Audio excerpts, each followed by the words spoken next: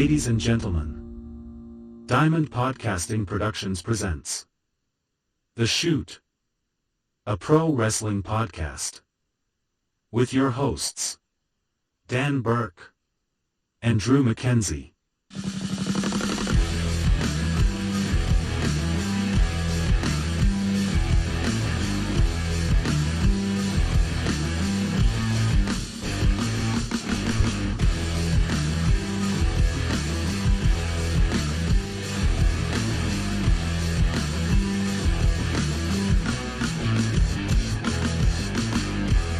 Good evening, everybody, or good morning, good afternoon, and welcome to The Shoot.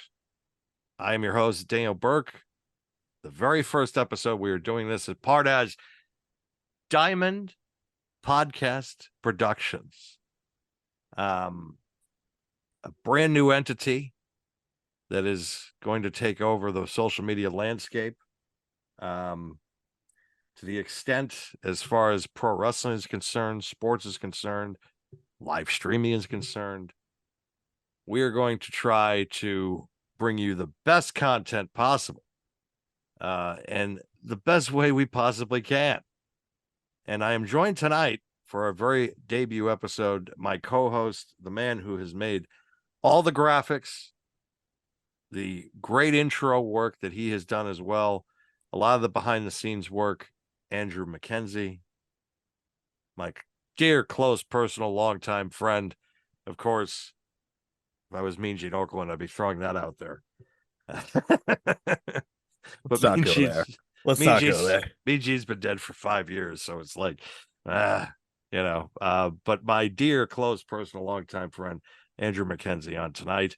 And then, so we're going to be kind of the main hosts, kind of being the, or as you could say, the wrangling of the circus, whatever, the band leader, the band leaders per se. And we're going to have people come on, great friends, people that we find entertaining as well, and people hopefully that will laugh at our jokes. Probably not so much, but I don't know. I think we got good jokes. I think we do. I think we have great material. I think people will I mean, it's like I'm just becoming the media whore that I always thought I would, and the fact of it's just like, we'll do this. All right, we'll do this. We'll do this. And I'm just now extending myself even further into the whoredom that I have been able to pull off in the media landscape for 20 plus I was going to years. say, man, save the plugs for lady, you whore. Hey, I mean, listen, we've been friends for so long that I know we've talked about this for so long too. We've talked about trying it years and years ago over the years, and to finally kind of make this happen is just, it's great. I'll say it that way. Oh, I'm excited. I'm absolutely excited. Me too, because man. I think that this is going to take. I've even been thinking about like live streaming, like video games and that type of stuff. My one-sided NBA 2K games, because we were just talking about it. It's just like, in the end, you got to think about it. There's probably a market for everything these days. Somebody will watch you score 50 points with Jordan every single game in a random season for like 7-minute quarters. People will watch you shoot like 1,000 3-point percentage with Larry Bird in a season. So why don't we just do it and make it a reality? And that's what we have decided to do. And it feels like everybody now, just two guys sitting around in their upper 30s to lower 40s. They're just like, hey, let's just start a podcast, It's the going thing to do. It's all the rage these days.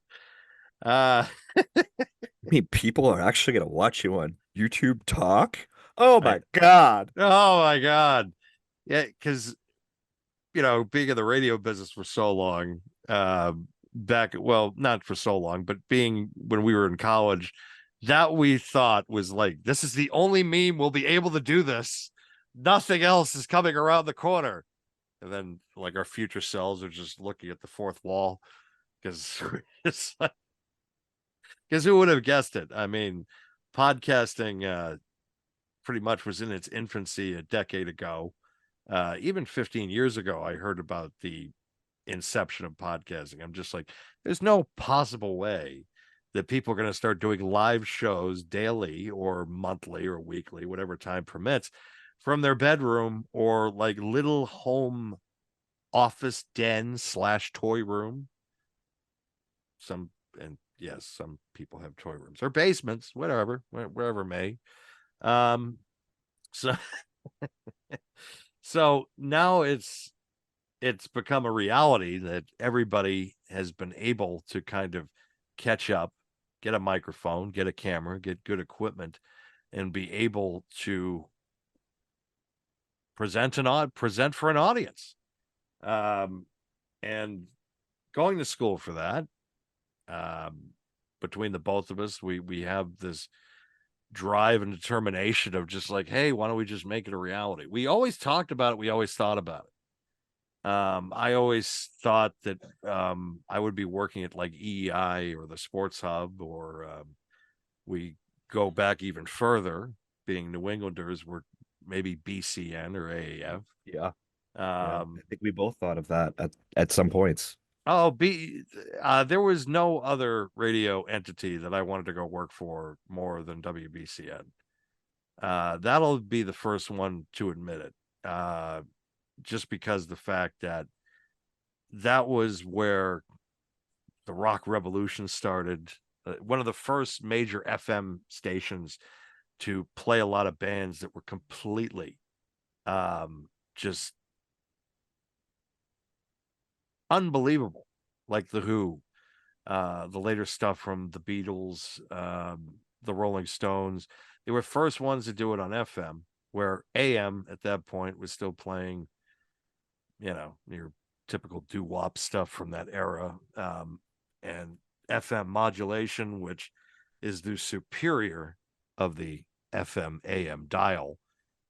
That is the station that kind of kicked everything off. And then, of course, in college, Howard Stern was on in the morning, Opie Anthony were on in the afternoon, and they played the music that I have mostly listened to throughout my entire lifetime, in the afternoon and the evening. Well, the midday and the evening. And so that station pretty much was on 24/7 for a few years in my household, college dorm, what have you. And that was kind of where I wanted to go. And unfortunately, in 2009, that didn't happen because the station was pretty much kaput. It's now become a mixed station, which radio is completely different from where it was 10 years ago, 15 years ago, 20 years ago, 25 years ago, even 5 years ago. We just heard about Audacity going through bankruptcy, and they own a lot of stations. Yeah. A lot, including WEI in Boston. And also they sold properties. They were the one that sold AAF to EMF, Educational Media, the same place that bought out the Rock 106.9 WCCC, where at one point I had a job there. But the design was I always wanted to be working for BCN or a top radio station, and it just never came to pass because the industry completely changed. But Mac Andrew was able to share the same, I would say, aspirations and dreams, to work at one of those stations. We would talk about it all the time. Listening to it, we'd be like, man, like listening to it with a joint or probably or beer. I mean, a lot of beer, a lot of fucking beer. Oh yeah. I mean, not for nothing. I mean, yeah, we talked about it a lot. When you look at the stuff that you're saying, like, you had Opie and Anthony. I don't remember if you remember Rocco and Birdsey too. Oh yeah. Around that same time period. But looking at the landscape of radio and looking at like the start of this today with the shoot with Diamond Podcasting Productions, like it's that to me is it's has more potential than going to a radio show, which if you asked me that 10, 15, 20, however many years ago, I would have completely disagreed. I would have been like, no, you need a radio job for that. Oh yeah. But looking at how far, the internet landscape, etc., has come, it's a huge change. But I I remember, I don't know if you remember this, but years and years ago, it was like this satellite platform that you and I had both gone to. Oh yeah. And I And think in Quincy, yes. yeah, yep. And I remember just both of us looking at each other on the way out, like, yeah, that's nope, nope, no chance. And it's funny because something like that is very similar to this. It But is. 15 It's years ago, no, it was not.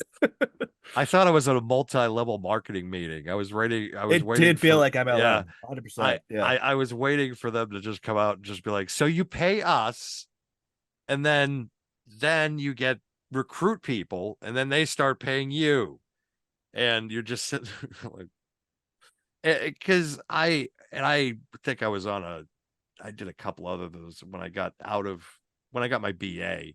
I went to a place for, because we're all looking for jobs 2007, where the economy was in the shitter, right? We all got our college degrees around the time, like I got my bachelor's right around when the bubble burst to the worst economic crisis of this country's history since the Great Depression. And so having to chase these places, I remember having to go to Providence to find full-time work. Like I went to like 2 jobs, 2 interviews, and it was just like the same kind of like so many of these traps where you got thrown into of just like, oh, what, like Cutco? What the fuck is this? Like, what am I doing? Is it anything like those steaks that somebody we know used to try to sell? Oh God. Oh, why are you selling me this? Why? I'm not buying food from you. This is not happening. I'll go It, to the supermarket for my food, thank you. I don't know what you're trying to do. Are you trying to poison me, sir? exactly. But the thing about it is that, by the way, we're sponsored today by HelloFresh. Um, it it's just it's quite hilarious that like and that you brought that up, because I just blocked that from my memory, and I'm just like, wow, they were talking, wow, like, Which oh part? shit. Just the part of it, just going to that, and what they were discussing and kind I of got you. talking about the Yeah. future of everything, and we were just like, these guys are full of shit. Like, just immediately wrote it off. We We're we not, did. yeah, we're just like, fuck this is dumb. Like, but I think also we were just, because this is around like 04, 05-ish maybe. Just about, yeah, maybe oh Yeah, six even. yeah, and we were just hungry at that point, just getting in, but I remember having an internship at one point in the summer of 2002, which was interesting, but then it just, yeah, I mean, yeah, it never, it came, I was able to get into it, but it took 10 years, and then 3 years pretty much I was able to do it, and then went belly up. And on that note, Yes. here is our special guest friend of the show, Mark, with us tonight, hanging out. Of course, we have to introduce Mark in the next, half hour or so. Still sooner than the introductions I've done for some of you guys when That is in the true. Yes, past. Yeah. this is what we call a receipt, Mark. That's Okay, exactly right. that's the definition. Receipt. Exactly. Yeah. Yeah. Thank you for having me on the show, guys. I appreciate it. I'm glad to join you guys. I'm looking forward to the conversations and partaking in this episode tonight, having a good time. So it's good. It's been a good listen so far. Well, that's good. At least one person already is in our corner. Right, exactly. I mean, I could go ask my stepkid. I don't know how well that's going to work out, though, Right, for us. exactly. She might just say we're saying bad words or something again. Yeah, exactly. Well, that or just look at you and be like, that doesn't work for me, brother. I'm not coming up. Oh my God, that was hilarious. So Oh my hilarious. God. So So for those that obviously don't know, since this is the first show that aren't privy to our conversations in private, I have gotten the 83 Weeks podcast That Doesn't Work for Me, Brother t-shirt. Yep. And I was wearing it one day, and I have a stepkid who is lovely 10-year-old. Yeah. Anyways, she's the best. maybe not so lovely. Anyway, so she's looking in the mirror and brushing her hair, and she just goes, "That doesn't work for me, brother." As almost as deadpan as possible. Oh man, that's funny.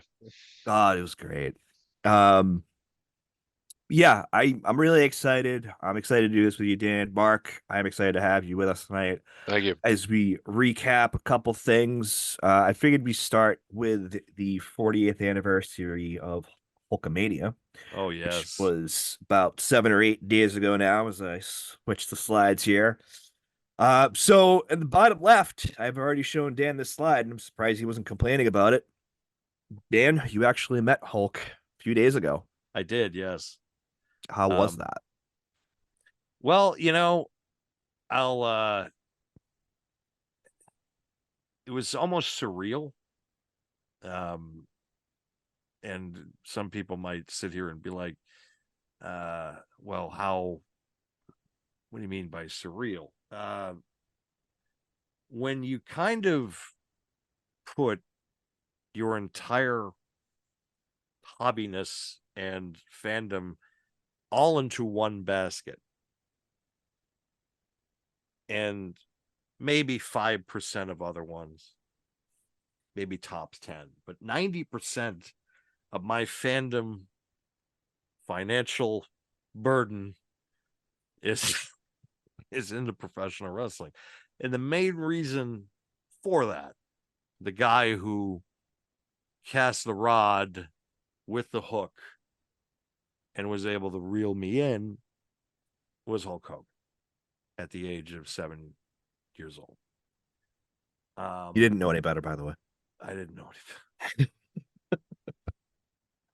First fucking pay-per-view I remember, though, is Ultimate Warrior getting hit in the head with a scepter by Macho King and Sergeant Slaughter winning. Just it I was listening to Bruce Pritchard talk about that today, and when that event happened, we didn't understand the concept of war, I don't think, at that point, because we were still relatively young. I guess literally at the time the event was going on, that was when the stuff in Baghdad really started to kick up. So it was almost kind of, and I wrote a little article today on it on Wrestling Glory Days, talking about what many people thought was them glorifying the war for a storyline for their main event storyline for WrestleMania 7. And I was just like, how effective it was at 7 years old, that if Hulk Hogan lost to Sergeant Slaughter, we were going to lose the war in Iraq, not knowing that the war had pretty much ended weeks before the event. I don't care what anybody says. The war ended when Hogan beat Slaughter at Mania. Exactly. The same That's way. exactly right. That's exactly right. The same way that the USSR fell, the Soviet Union fell when Rocky beat Ivan Drago. That's a documentary. Rocky IV is a documentary. It is not a movie. It is a documentary. You people need to realize that. Same thing with Invasion USA. Same thing. Accurate. It actually happened. Chuck Norris saved us all. Did. So Yeah, Delta Force wasn't based on a true story. It was a true story. Oh man. But the surrealness of it was meeting bigger than life, in my opinion, the most important wrestler, the biggest icon in the history of wrestling. That little audio piece, the NWO song, was 100% accurate. And I remember because I waited in line for like 3 hours. There was a gentleman behind me that did have a really nice WCW championship belt. And I remember he's like, oh, you want to hold it? So I'm holding it. And I'm like, hey, how much did you set you back? $4,000. Oh, I handed him back What? that belt so fast. It's not even funny. wow. $4,000 for a replica, but it was the best replica I had ever seen in my entire life. It was perfect. It Did was, it have the bend at the top? yeah. Wow. It was, I would hope so That for had that to much be money. asked. Yeah, that had to be asked. it was Yeah. perfect. $4,000 he spent on this, and I'm like, the most I think I spent on a belt is 400, but not $4,000. And it's funny because I spent the 400 on that very belt. I'm looking at it right now on my shelf. But meeting him is because again, he just hit 70 last year. You're getting to that point of it's not any day.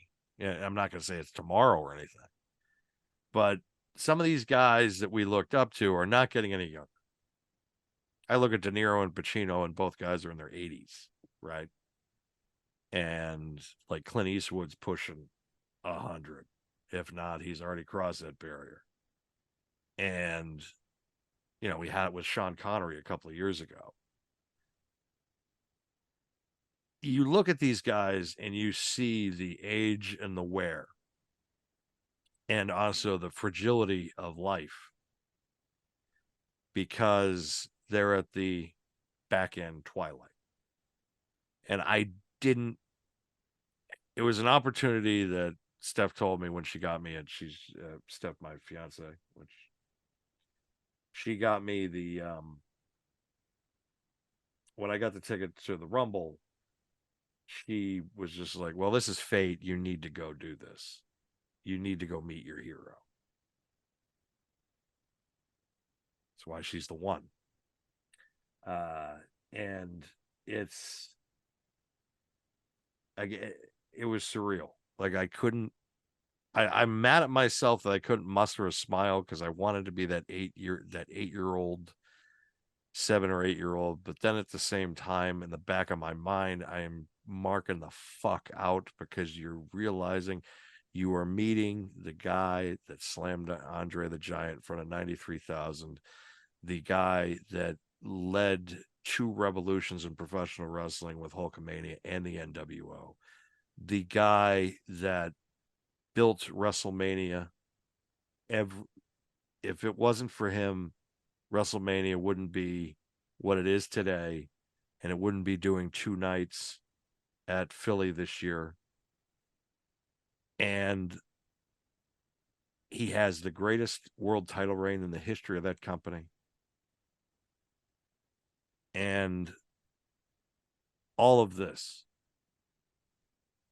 pale in comparison to his greatest achievement ever, the basis for Metallica.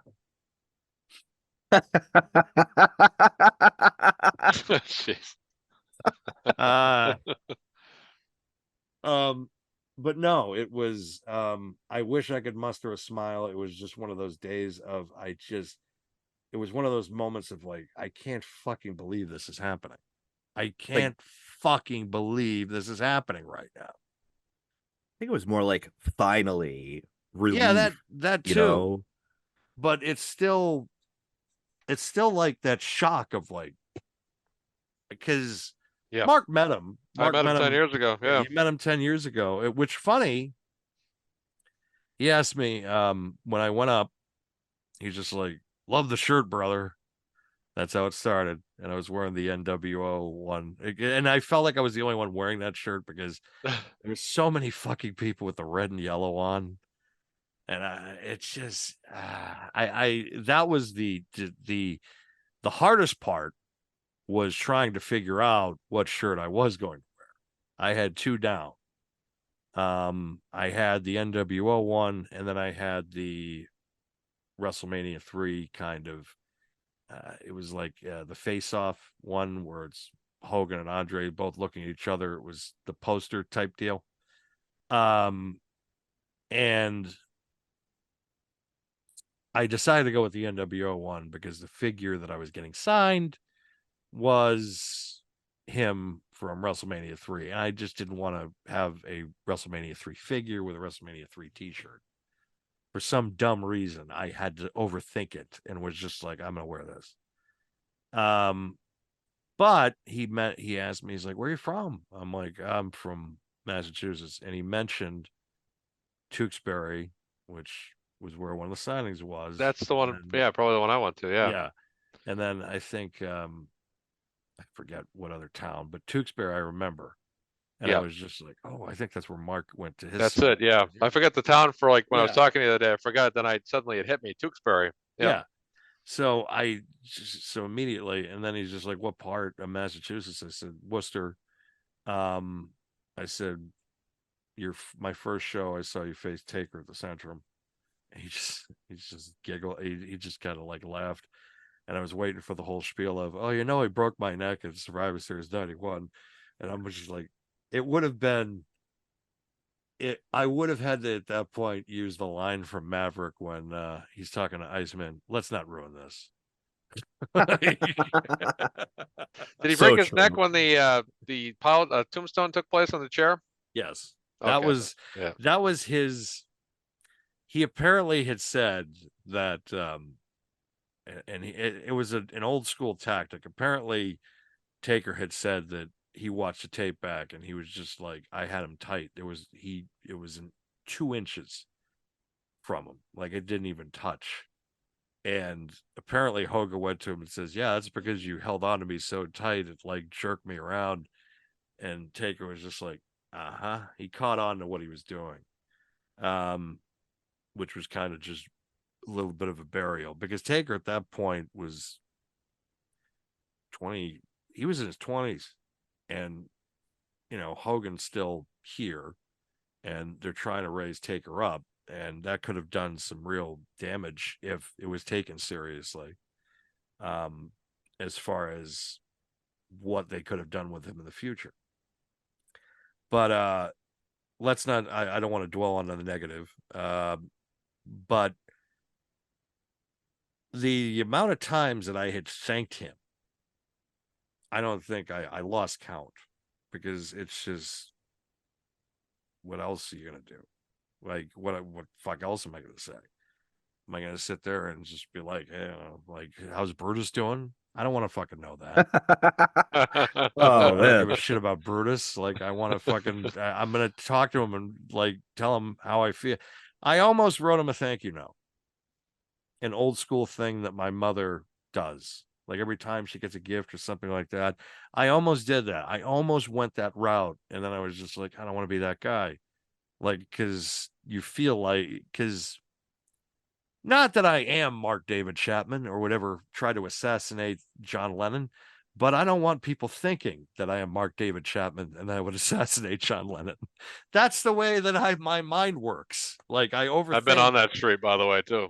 Yeah. It's just like, we got shot. Yeah. Yeah. It's just, you don't want to,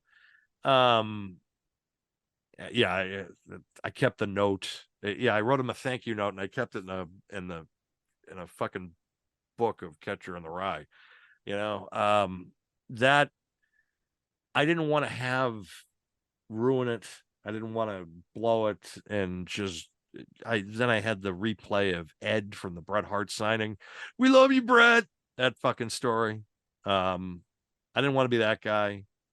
I wasn't nervous. I think I was just more or less just like, shit, like, and the overwhelming response on Facebook and social media, because again, with Hulk, he's polarizing, in the wrestling community, in the outside of wrestling community, for certain things. We're not going to bring that up, but it's been overwhelmingly positive. Like, no one has,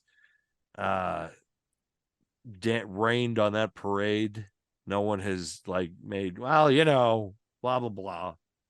You associate yourself with blah, blah, blah. It's like, fuck off. Like, it's, if you know me, you know that I'm not like that, number one. And number two, I was there to see Hulk Hogan, not Terry Bollea. Hulk Hogan didn't say that. I was going to meet Hulk Hogan. I wasn't going to see Terry Bollea. There's a fucking difference. So Sure about that, brother? sure about that, brother. Also, the character he played in Thunder in Paradise, most That importantly. too. Yes. Yep. Yep. Suburban Commando, brother. Chef Ramsay, you know. Yeah. Rip. I was frozen You today. should have bought him a bar of soap and said, I bring you a bar of soap when you need it. Did God, you that landlord? movie's so underrated. Oh, it's It amazing. is. It's fucking Gratuitous. amazing. It's fucking amazing. It's pretty much as good as any second-rate comedy in that 5-year span. No, it's you're right. Exactly. It's an underrated. What was that other movie? Mr. Nanny or something? Nanny, Nanny, yeah. with the Oh, tutu. that one was bad, man. That was but horrible. Suburban That Commando was is just bad. so great. I never saw Mr. Nanny. I've never even seen it. I've only seen parts of it because I never had any interest in it. But Suburban Commando was the movie I used to watch all the time, own the VHS tape for. You know, that was the movie I was always pumped up for as a kid. Plus, Undertaker was in that movie as well. You're a dead man, Ramsey. One of the most underrated scenes too is when I go to that Kahuna Burger, whatever it is, and the Surfer Boy, whatever it is, the pizza place, the burger joint. Whoa, you dudes just getting married. Like they shoot the head off the character or Oh, something. that was great. Yep. Yeah. Yep. I remember that. Mr. Nanny, I've seen it once or twice. It is bad. It's Thunder in bad. Paradise. Thunder in It's bad. Paradise, the movie I liked though. I didn't mind that movie. No, that was good. Yeah. I didn't realize that was Jack Lemmon's son that played that his partner in that show at all. I never knew that. I just found that out recently. Yeah, me too. I just Yeah. found that out recently. I was just like, oh, that makes sense. And then you look at the face and you're like, that fucking makes sense. Like the cadence and everything. Like it, and then now all of a sudden I'm just thinking, well, I could have started doing like grumpy old man lines or something. Like it's fucking, Yeah, right. Yeah. Oh man. So when I um, met Hogan, that's one thing I wanted to ask you. When I met Hogan and I shook hands with him, Yeah. I was shocked at how thick the muscle was on his hands. I don't know if it was still like that, but his hands were noticeably more muscular and thicker than mine. I shook his hand, like, whoa. yeah. It was just something I never shaken anybody's hand, and their hand felt like muscle. It was crazy. I don't know if he's still like that these days, but Oh yeah. I mean, it was again, it was like I wish I could because turn back time. I wish I could. I wish I could because it's just I kind of wanted it because it was so loud in my head. Internally, it was so loud and just like screaming. Like 8-year-old, like 7-year-old me was internally screaming his head off, running around the house. Like that was my brain. And I wish I could outwardly express how I was feeling because internally I was a 7-year-old kid screaming, and I wouldn't say crying, but Right. probably close to tears because it's like at 7, if I met Hulk Hogan, I probably would have cried like a bitch. If you're a younger Because- kid, in the past 20 years or something, John Cena's the guy you probably liken to Hogan, Yes. or nowadays probably Cody Rhodes. But for us, Hogan was the Schwarzenegger of Stallone of wrestling, and to me, just as big a star as they were, in my biased opinion. But If not more so in those circles too. yeah, Like if you're a wrestling fan back then, everybody knew Hulk Hogan. You talk about a different era, maybe the Attitude Era, where it's like Austin and Michaels and other baby faces like that, The Rock to a certain extent. But for us, growing up, yeah, I mean, nobody was bigger than Hulk Hogan. I mean, yeah. there was no one. It wasn't even no one else. I felt like has been on the same kind of real estate or platform that he is as far as professional wrestling is concerned. I mean, Flair's getting his flowers now. It took him well over 20 years to get kind of the recognition that he deserved, and I think that that's a combination of the fact that he was in companies that did not have strong television except for their region. And then on top of that, with the advent of the internet and YouTube and all that stuff, people started to realize, holy fucking shit. I had no clue who Ric Flair was until he showed up on WWF television. Exactly. I couldn't figure out why the guy was being pushed so hard. Of course, I didn't know that terminology back then, but I didn't know why all of a sudden this guy was like the big feud guy here, and he was so electric. I mean, the guy was an irresistible force. I mean, it was unbelievable. He was like, why the hell is Leslie Nielsen such a fucking asshole? Oh my god. That was my first Oh, impression of him. man. That was my first impression of him. He was an evil Leslie Nielsen. That was my first impression when I was a kid of him. Yeah. Yeah, I could see myself with the 92 Rumble. I'm sitting there with a Wrestling Observer just being like, oh, this is what Dave's been talking about. Like, this is the fucking guy Dave's been talking about. I had nothing to say to Hogan because I just felt that there was nothing that I could possibly say or put into words to express the fan I was. So I think I was very like Aiken or whatever the term is, likened to you, same mindset. And plus, I just didn't really want to say the wrong thing and have a bad memory. And I there's didn't been either. other people I've met where I just sometimes I meet these people and it just so the word comes out the wrong way or something, and it's just occasionally it happened in the certainly when I was younger. It used to happen in my early 20s, but I just want to keep it smooth. I just want to say, I said, thank you so much. He goes, how you doing, brother? And I go, just wanted to say thanks, Hogan. Thank you so much. And that was pretty much the gist of it. It was a free signing in Tewksbury, so I didn't pay. I didn't get to get a picture. He didn't stand up. He sat in a chair the whole time. I think he had a hip surgery sometime around that time too. So in a year or two before that or something. So he wasn't standing up. It was free. It was basically a promotional signing. You come and meet and greet, shake his hand. He signs kind of already pre-signed a bunch of autographs. There was hundreds of people there. I mean, it was crazy. And I was in line for 4 hours. Yeah, I was in a line about the same amount of time. Oh, it no was at a kidding. shop. Yeah. It was about 3 hours. It was at a Wow. shop in Clearwater, Florida. Probably because all the WWE fans had so it's probably on a normal week. It's probably not like that, but because of the Right. Tampa Bay pay-per-view, people just like yourself flying in, staying there, and oh, by the way, I should go see Hogan while I'm at it. It coincided also with the same calendar week of the 40th anniversary of him beating the Iron Sheik.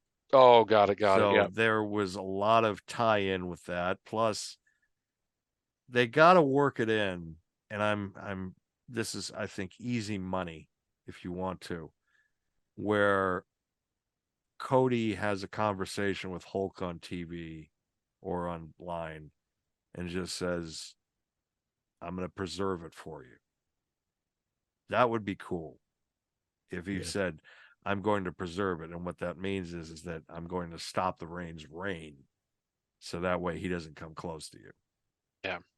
That would be. Roman Reigns can break every record in the book and I will never respect it because I'll respect maybe the first 2 years of it. But ever since WrestleMania, I was in discussion with you guys a year ago. Yeah. And I was playing the devil's advocate. Like you guys were legitimately pissed about last year. And I was kind of like, well, maybe this can play for good. Now, I think it's going to have the payoff I always imagine this year. I think, ultimately I'll be right in the long term. But over the course of the 12 months between that conversation and this WrestleMania, this fucking title reign, pardon my French, has been boring, disastrous, and irrelevant. Yes. But I think it will have the ultimate payoff that I felt positive about a year ago, but I expected him still to defend the belt. So it's just in terms of his championship reign quality compared to Hogan 84 to 88. No, there's just no way you'll ever get me to a guy who beat Andre the Giant at WrestleMania, Iron Sheik to win it, beat Andre at WrestleMania 3, defended that title at a few different WrestleManias there. You'll never get me to respect it. Roman Reigns over him. It just won't ever happen. Look at Roman's reign for quite a bit as respectable, but there's just, to me, that Hogan reign, 4 years, it doesn't matter. That will never be infringed upon in terms of value. You think about what was built on that title reign. WrestleMania, the national expansion, the Rock and Wrestling Connection. The guy had his own fucking cartoon on CBS, for Christ's sake, on Saturday mornings. You think about how many LJN figures were sold. It had never been done before where a wrestling promotion was going national. He was the first guy, the first poster boy for this national expansion.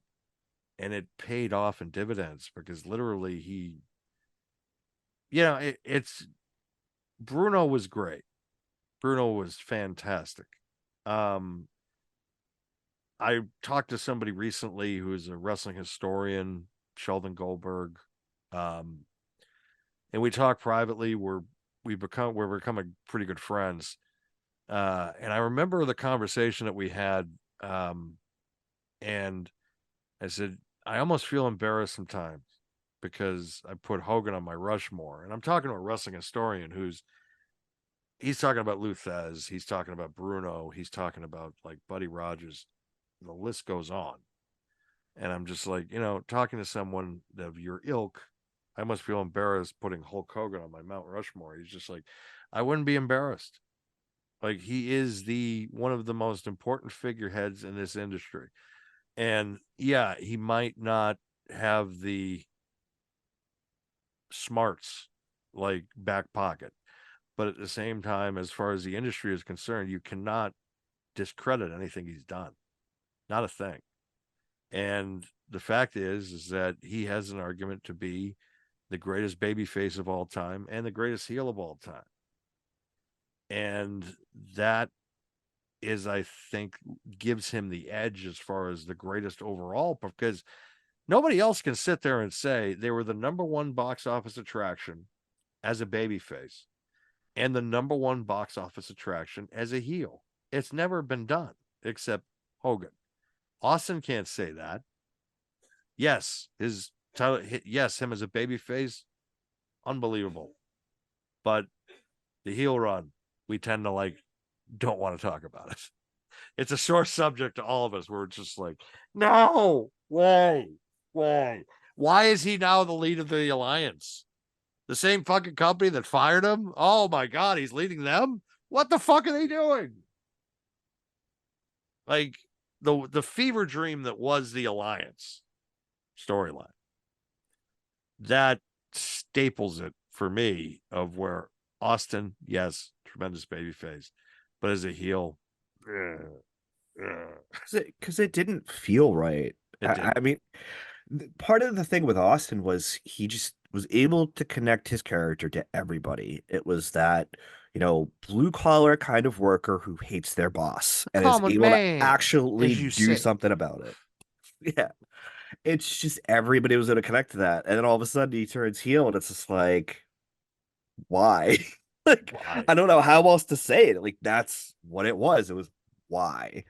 And like you said, leader of the alliance just made 0 sense. Like, okay, he hates McMahon, we get it, but doesn't make sense for him to do this at all. And then up to him leaving because of the issue with creative and him wanting to be jobbed to Brock Lesnar essentially and all that. It didn't make sense, and I agreed with him. I don't like that he left, but can't say I blame the guy. I don't know what you're saying. I think you're mute. Okay.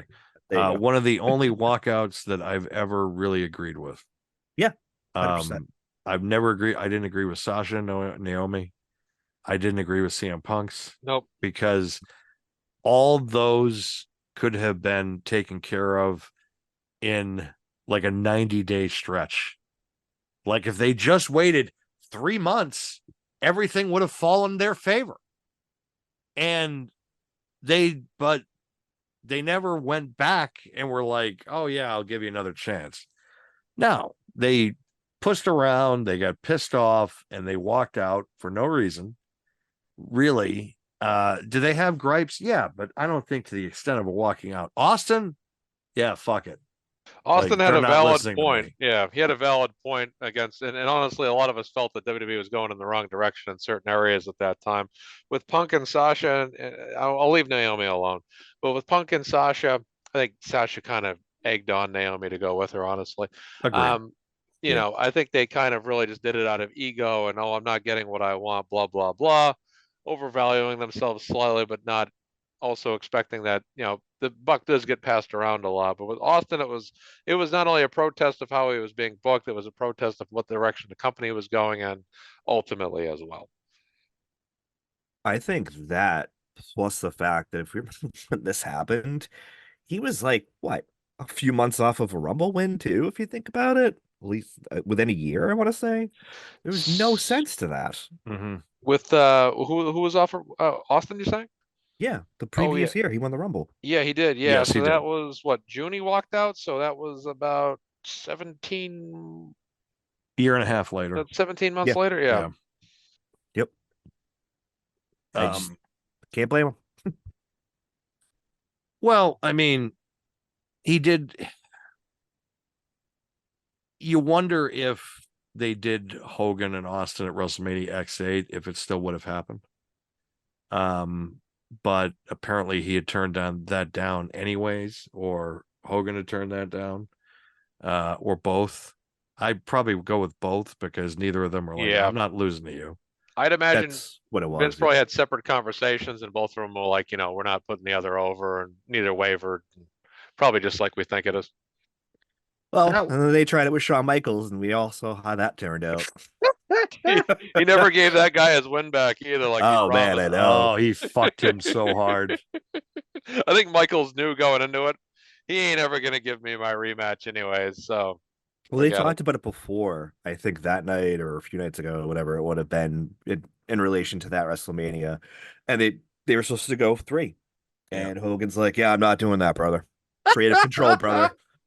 And essentially, that's the whole reason that Shawn oversold everything. And listen, it made for a fun interaction, in my opinion. But oh well. That was one of Hogan's best matches, in my opinion. People just from the standpoint of Hogan at this point was already in his mid to late 40s. And here comes Michaels and makes this match way better than it should be. And you're not 3 matches with Shawn Michaels, that's an easy night's work because he's going to call everything and he's going to make you look like a fucking $1,000,000. And you could have got 3 paydays out of it. But instead, he just is like, I'll just do this one. So Michael's just like, all right, well, fuck you. Yeah, exactly.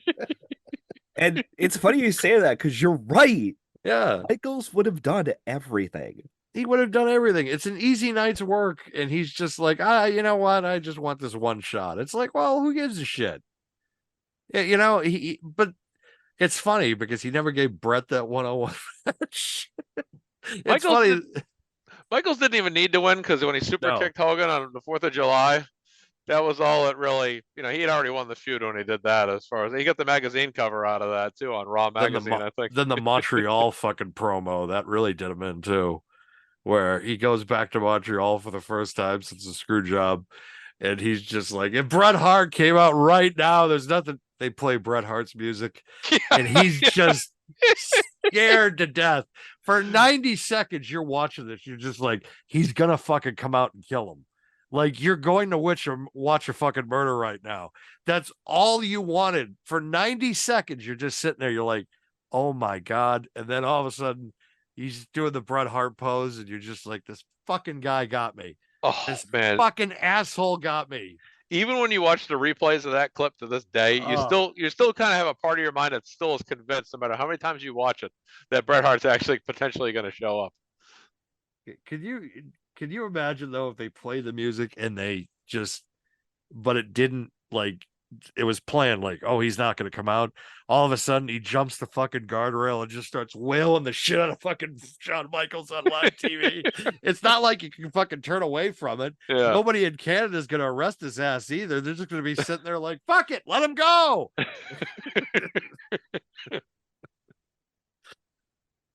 Oh God. If only that. That was Michael's work in 05 during that whole feud was absolutely fucking fantastic. The Larry King segment, the Montreal jaw, like all of it. Brother, All of it was brother, A+ stuff. brother. Brother. That was the only time someone asked me recently when Michaels came back for his last run, 2002 to 2010. Did he ever turn heel? And I said, yes, he did for like For 1 3 month. months. 2 to 3 months or whatever it was, for 2 or 3 magical months in the year of 2005. Oh my goodness. That's what I was going gonna to say, summer. and it was glorious. Oh, it was so great. When he super kicks him that night on Raw, though, that was the funniest thing I've ever seen in my life. That was one of the funniest super kicks. He's like, all right, brother, we won, brother. I was like, yeah. I remember watching that with some friends, and we were all just like, "Holy shit!" Like we were all like amazed, and we're just like, "Well, we know what the main event for the fucking SummerSlam is gonna be." Oh man. Yo. He's just like, boom. Well, before we started talking about Hogan, we got to Shawn Michaels. Yeah, it's good. Hey, come on, lion in the No, weeds here, no, I guys. love it. Yeah.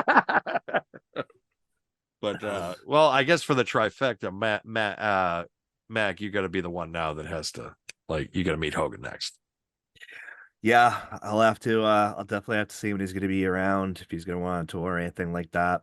For me, I kind of want to go watch the One Dead Man show, which I guess was down on the peninsula that week too.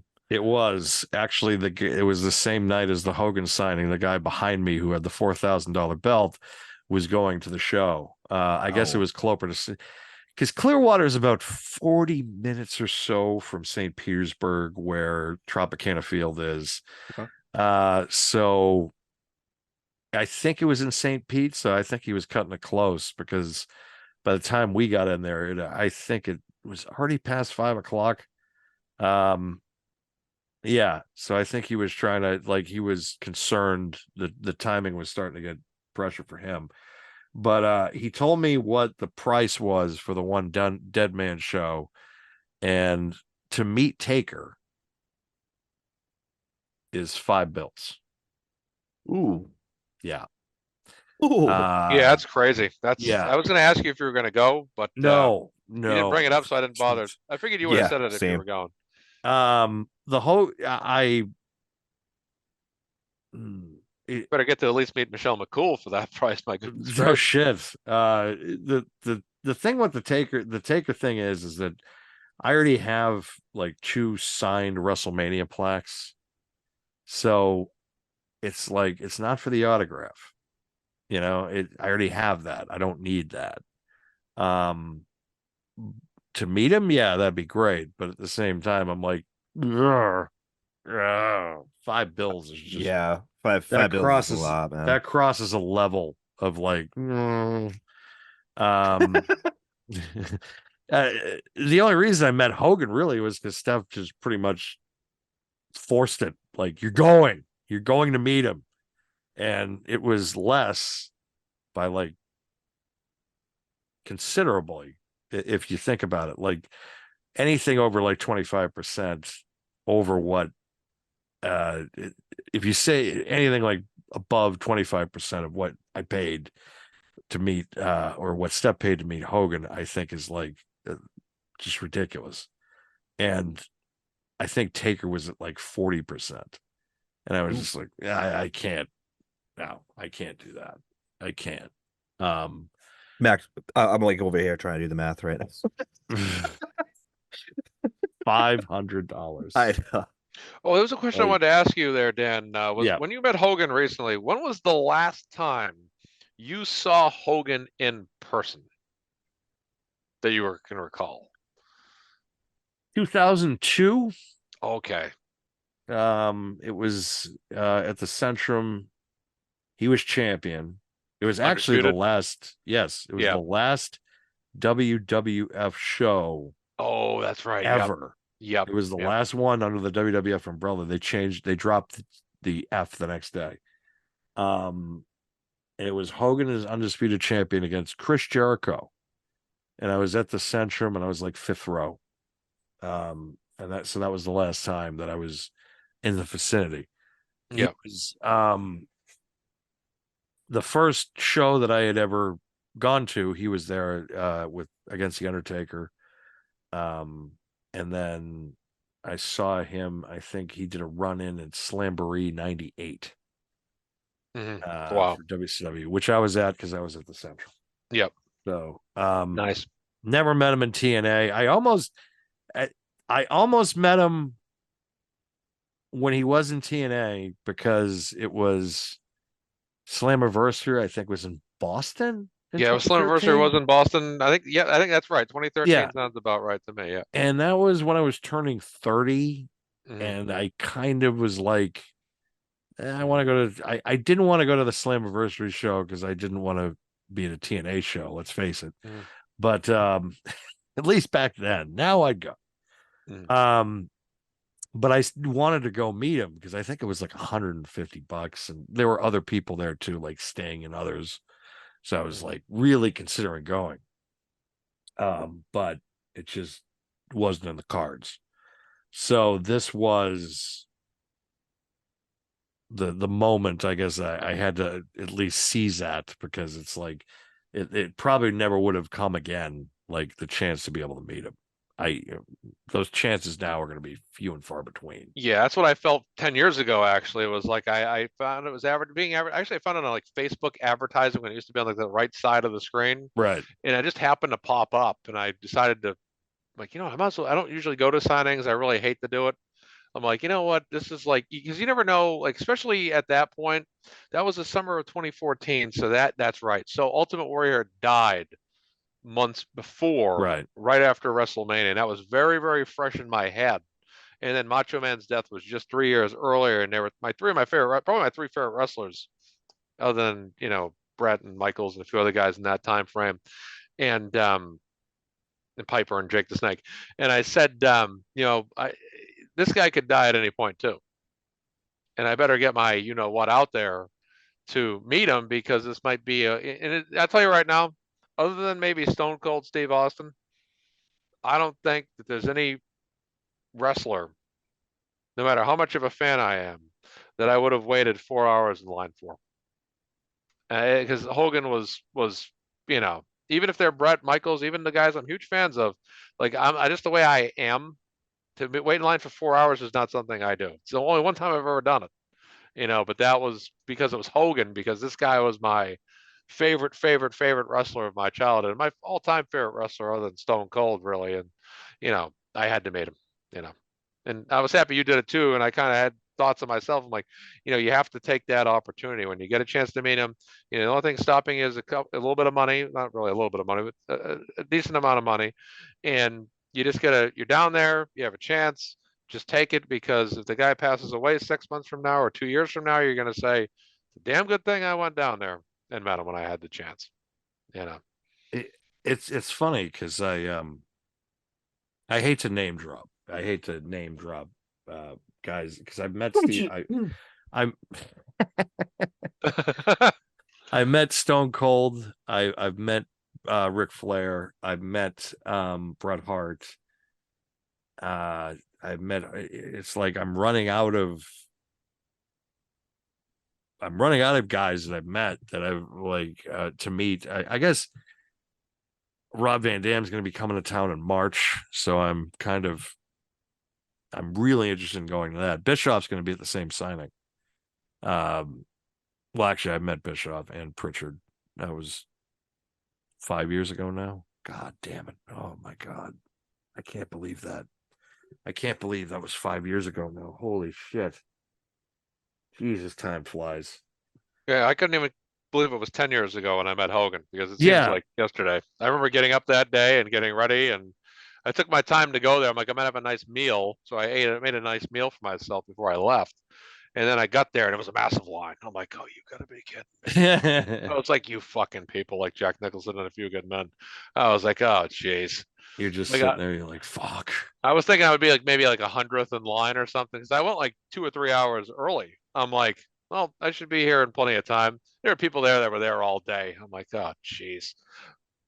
It was hot. I think it was Yeah, in it the was hot. summer. Yeah. Yeah, it was like it was a good heat though. It wasn't like a humid heat. It wasn't like a pounding heat. It was just kind of like a decent summer day, which was good. So, but I was pretty tired. I mean, you kidding me? The Celtics are losing to the Lakers. They don't have LeBron and Anthony Davis. Jeez, but yeah, it was so many people there. It was insane. I'm like crazy. I'm like, this is nuts. So I pondered that, about meeting other people too in the area. I'm like, I don't feel like standing in these lines again. No, it's I think the easiest meet and greet that I've been to recently was probably Danhausen, because that went through quick. But I remember meeting Ric Flair. I met him at a car show, and I was able to get like 3 autographs because he, at certain points, there was no one in line. And this is 2003. He was still somewhat active. Well, he was active, but like I was able to get in line 3 times to get 3 autographs. I was like, how the fuck did I pull this off? That's like getting on the water slide without a long wait during the middle of the summer in July. Yeah, it's ridiculous. Like I was able to go, like it's funny too, because somebody had a Stone Cold, like it was a Hulk Hogan WCW hat, and he had him sign it. I was like, are you fucking kidding me? He had Ric Flair sign a my Hulk God. Hogan Oh, WCW boy. hat. Dude, if I was Rick, I would have been like, sweet, bye. Get the I fuck would've out of tossed here. that. I Let would me have get you a left. nice little 8x10 photo here. Let's Yeah, sign this for you. exactly. It makes like 50 more bucks. It's Yeah. the meeting him cost me $8. That was nice. Like just That's the incredible. just the entrance. It was just the entrance fee That's a to get into steal. the Yeah. just to get into Wow. the expo. And I was able to meet him. The next day, I met Stone Cold Steve Austin at a book signing at Borders in downtown Crossing in Boston. That Wow. that cost me the price of the book. And I remember I went earlier in the day, and I so I'm talking to the shopkeep over there, and I'm like, so what do we have to do for the meet and greet? They're like, well, here's this ticket, and they gave me a ticket, and then they were like, and you just got to come back later to get in line. And I talked to that same person later, and they said, this is the longest goddamn line I have ever seen for anybody at a book Jeez. signing ever. Wow.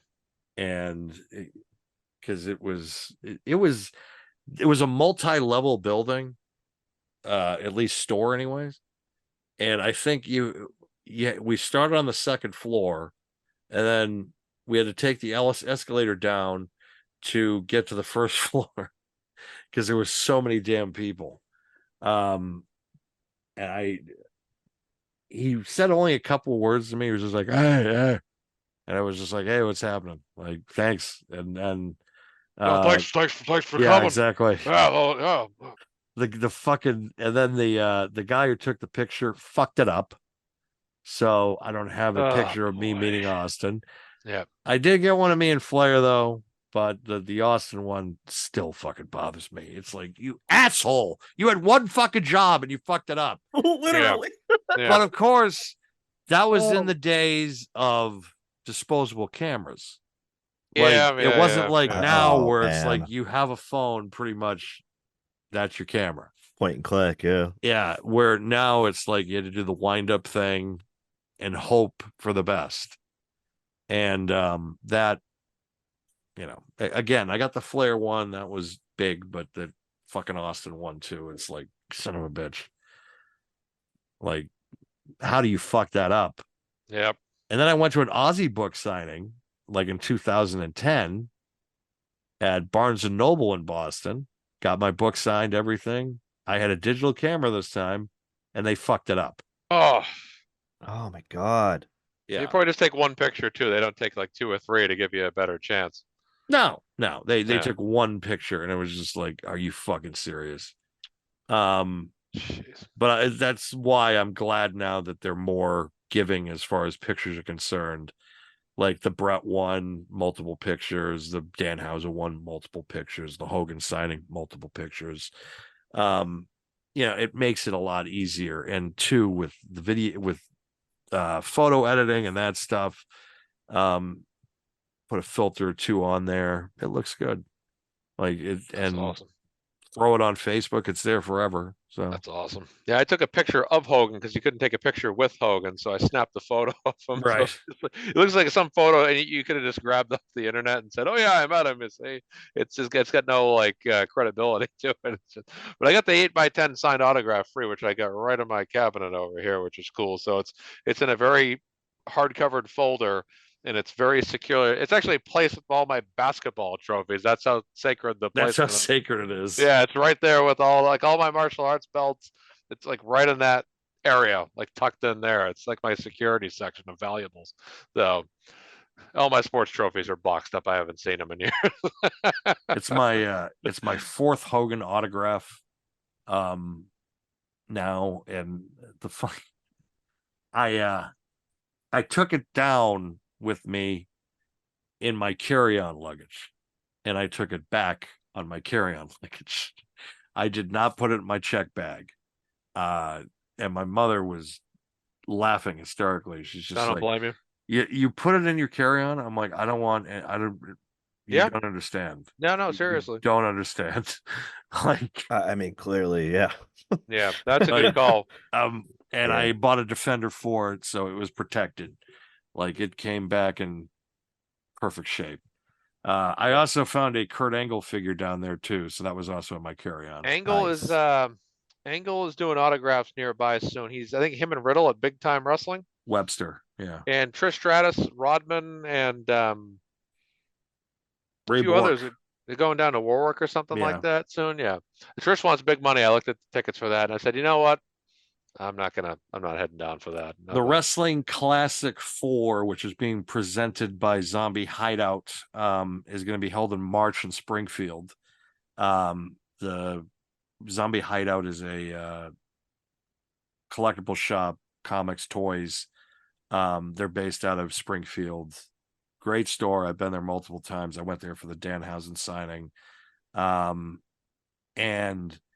they're bringing in Eric Bischoff, Barry Windham, and I think they got Elias too, Ezekiel, Elias or Ezekiel. I don't know how they're going to pull that off. I really don't. Could be like Elrond for all we know. Yeah, exactly. But the big ones, the ones that have really intrigued me, Christy Hemme. Folks, I'll tell you one thing about her. In her Just day, one. Just in one. her day, Yes. she was world class. Yes. That's all I gotta tell. Well, she probably still is, but I mean, like, I'm just talking about like popularity wise. So I have something that I'd like her to autograph with her on the cover. Yeah, I can't imagine what that is. And It's then getting spicy, man. then Wow. I didn't know it was that kind of show. then she's not only the only Sex Pistol that'll be there, because Shane Douglas and Francine will no be kidding. there as well, No kidding. and Rob Van Dam and Sabu. Oh, jeez. So like they're bringing in some really heavy hitters. And of course, it's around tax season. So if you have a tax return and you'd like to spend it, which probably is, it's like I need to go to this just because the fact that I need to maybe see if I can get Rob Van Dam to smoke a joint with me. Sandman, March 23rd. Yeah, Sandman too. Yeah. So like they should bring in Tommy Dreamer at this point. Jesus. Any chance Karen Jarrett will be there? No, I'm just joking. Jesus. Oh man. And Jeff. Yeah. How about AJ Styles Stalker from TNA Wrestling back around Exactly. 2012? Yeah. Claire Lynch has made her appearance right here. Yeah. I just followed Zombie Hideout right now. Okay, cool. That might be worth going to. I'm a big fan. Francine's not just a woman I love because she's so damn attractive. I just like the woman so much personally. Like when she was doing cooking videos, the meatball cooking video she did, I'm like, this is fantastic. I took down the recipe, and I'm like, she just seems like she's someone that not only is, desirable, but she just seems like she's freaking cool to hang around with and everything. And she seems like she's cool as hell. The fact that she is still held up after all these years, like, because we saw what happened to people like Sonny. But we've also had like sunny days. Just saying. We've all seen what has happened to Sonny, and then we look at Francine, and it's just like you're still a fucking 11. Like it's not even fucking close at this point. You're still a fucking 11. Like she ages like Marissa Tomei. She looks the exact same Yeah. fucking way Yeah. that she did in 1999. Yeah, it's crazy. And Shane too, it deserves my respect just because of the fact that like for if it wasn't for Shane, ECW wouldn't have become what it became. Someone needs to be in the Hall of Fame too.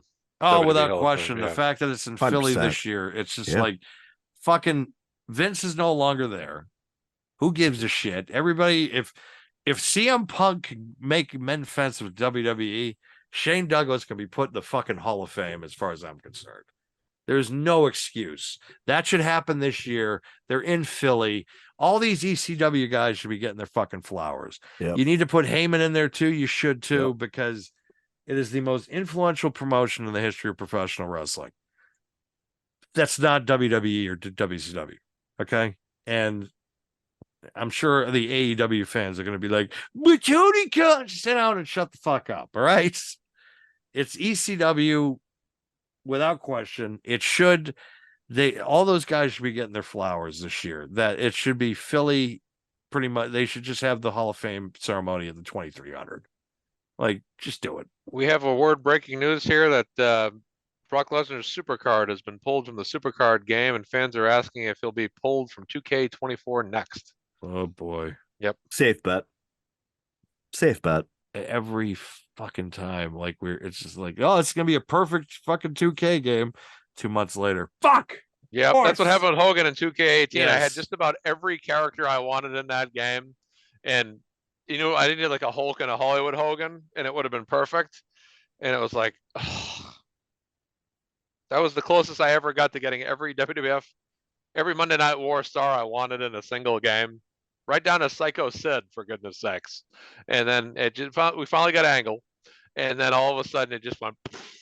I'm like, wonderful. I was watching some of because the gameplay footage is leaking out because of some of the previews and that type of stuff that I guess there were previews over the Royal Rumble weekend and this week. It looks like they got Rick Rude back. He's in there. Nice. Yeah, and it looks like it's gonna be multi versions of Hogan, all that stuff.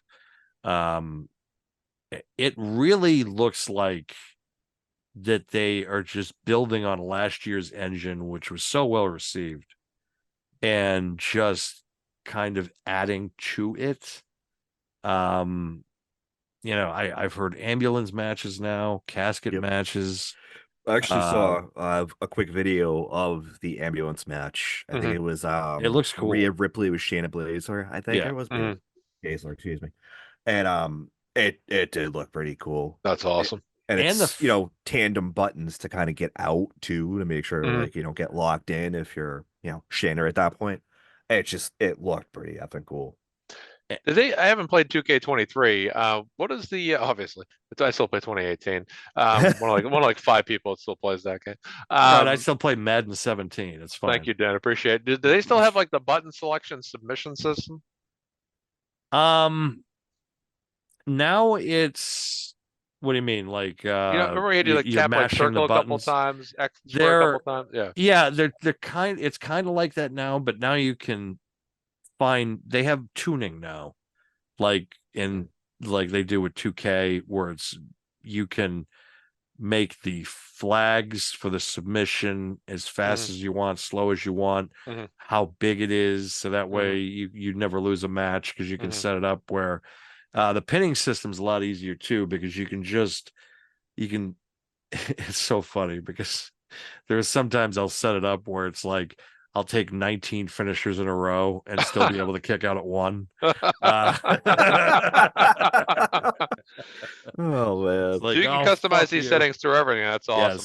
I gotta tinker with that. So it's gonna be interesting. I'm getting my PlayStation 5 soon, so I got the funds stored up for that from Amazon cards. Everyone kept asking me what I wanted. I go, Just get me an Amazon card. And I kept loading it into the account. And I'm like, once I get that PS5, boom, baby. I have the Xbox, but there's still something pulling me to like the PS5. I don't know what it is. It's weird. Probably because everybody else. Yeah, because because I was Mr. Cheapo. Well, actually, Steph bought it for me for I was Christmas. gonna say, I really man. can't say cheapo, Yeesh.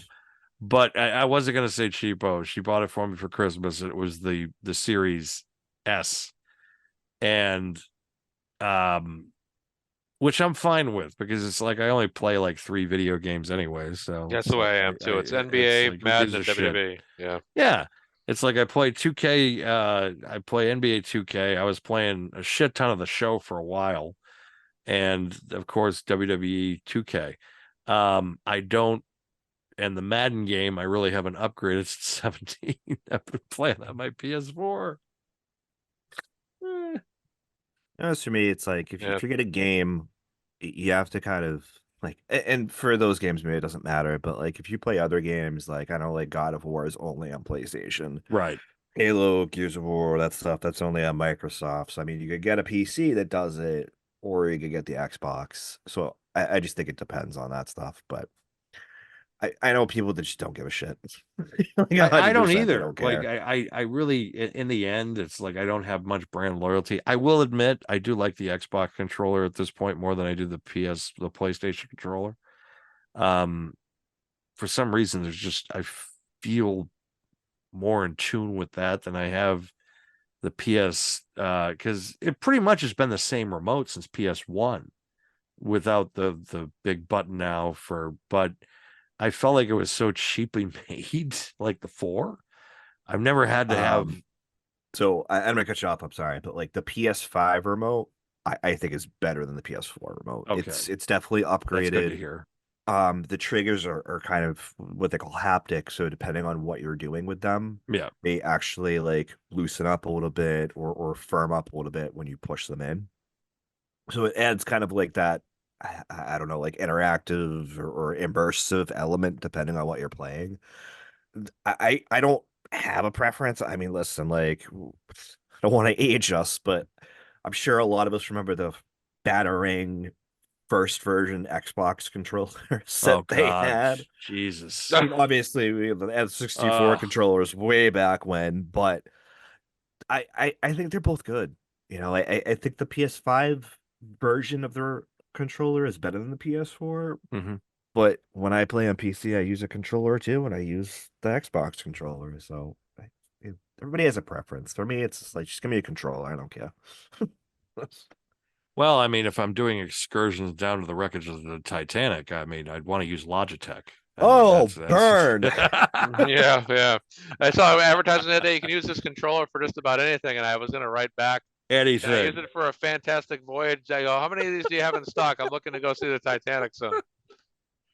Fantastic voyage. I gotta go through my phone because I feel like I definitely made a meme about that at some point. Yeah. but I I'm don't sure remember you what did. it Yeah. was. I'm sure I did. Yeah. If karma comes for us one day, it was because we were some of the culprits involved in Ocean Gate jokes. But you know what? In fairness, that guy was an arrogant asshole and put all those people in a situation. They're responsible for that. So that's, the thing was only equipped to go. I think the thing was had the ability to withstand a few trips, and then probably after like 2, that was about it. He kept pushing the thing over and over and over again, and eventually it cracked. Yeah, and I mean, Mark and I were discussing that when it was going on, and we're just like, it imploded. Like, Yeah, we I know. both just looked at each other. We're like, it imploded. That Like- Monday night, I did all this studying on it. I thought about it, and then that Monday night, I put a post on Facebook and I said, "It fucking imploded." Yeah, exactly. I thought of every scenario I could, and I said Exactly. it had to have imploded. And then It's the media kept imploded. going on and on. Then at the end of the week, they're like, "Oh yeah, the Coast Guard or whatever knew they picked up something on their sonar on Sunday." Exactly. Like, Jeez. it's Well, the media ran wild. Yeah, they're probably still under there. That even after they ran out of potentially oxygen, they're like, they still could be alive. I'm like, oh my goodness. no, they're not. They're dead. Like they're not. They're fish food right now. Like what the fuck? Jeez. They're dead, Jim. They're one with Titanic. They're fine. Yeah. Like, just what the like of all things as a millionaire, I'm going to spend $250,000 to go see a goddamn shipwreck that sat there for over a fucking century. Jesus Christ. If I'm not dropping 250,000 on something else, like what the fuck? Like I want to do that? No, thanks. Go to fucking Rio or something. I hate to admit this, but I saw the Meg 2 in the movie theater over the summer a couple weeks later. So there's this scene where they're walking on like the ocean floor. So they're talking about how deep they were, and I can't remember the number now. So I'm in the movie theater and I pull out my phone and I'm like, I see them walking at this ocean depth, and I'm like, how deep are they? So I search how deep the Titanic is, and they were Jason Statham and all the characters in the movie were walking across the bottom of the ocean at a much, much deeper level than Ocean Gate was at when it imploded. It killed the whole movie. It was like, oh, I mean, it was already bogus and far fetched as it was, but the whole Ocean Gate thing just happening prior to that just took the realism. At least, I mean, any fragment of realism that the movie really didn't have, anyways, just took it to even more of an impossibility level. It was just, oh my goodness. Mark is sitting in the theater at that point and starts pointing to the screen. Hey, you're a big fat phony. This whole thing is a phony. Oh man, You're a phony. You know that? Oh God. All right, guys. I think we've exhausted our Hogan conversation yeah. at this Oh, yeah. point. One of the other reasons, however, that Dan was in Florida for this past weekend was the Royal Rumble, which started off with an immediate surprise on commentary of Pat McAfee. Whoop-de-doo. And, if anybody watched Raw after, we know Pat McAfee will now be joining Michael Cole on commentary for the remainder of however long, God forbid. But obviously starting with the first match with the women's Rumble and having, I think it was Natalia at number 1, and then the surprise entry of Naomi at number 2. What was like the atmosphere, Dan, for all of that, I guess, throughout the weekend, but the women's match in particular, obviously. They went fucking nuts when Naomi came out. Holy shit. I thought that like it was a real audible sense. Yeah, everybody was happy to see her back. I think everybody kind of knew that she was going to be back anyways in that event. That was pretty much a given, considering the fact that earlier that week she had just finished up her obligations with TNA Wrestling. But yeah, when she came out, like the place went nuts. She got probably one of the biggest, I think, pops of the night as far as entrance is concerned. I was talking to somebody online, and they said, a friend of mine chatted me, and he's just like, wow, the crowd went mild for Jordan Grace. And I'm just like, no, actually, she got a decent reaction to the building. Yeah, I said they probably just didn't pick up on audio. That's what I'm thinking Probably. too. I thought that a lot too. I'm like, I bet you any money the reaction in the crowd doesn't come off the same way as it does on TV. Right. And I bet I was expecting almost you to say something like that, where you'd be like, oh, actually, because when you're in person, it's louder, it's more organic sound. It's Jordan Grace got a really good reaction. Nobody gave a shit about like Candice LeRae and a few others. It was quiet on television when Candice came out. I was laughing. Oh yeah, man. Yeah, it was quiet. Nobody cared. Like nobody gave a shit. And there were a few others like that, but for the most part, it was everybody wanted Bayley to win. It was either Bayley or Becky. That was the way that match was going. And they fucking hated Nia Jax when she came out too. She got probably the loudest booing reactions of the entire night out of every match on the card.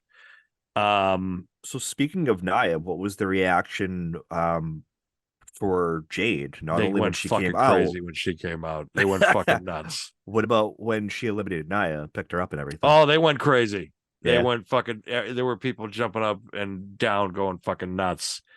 And then when her and Bianca had their face off, it was like that was a rumble. Like I could feel like the building shake kind of moment, because it was like everybody was kind of getting amped up about it. And all they did, it was brilliant the way they did it, because you didn't have to have them touch. You just needed them to kind of cross paths for a quick second and know that that's where you're going. I don't think it's going to happen at WrestleMania.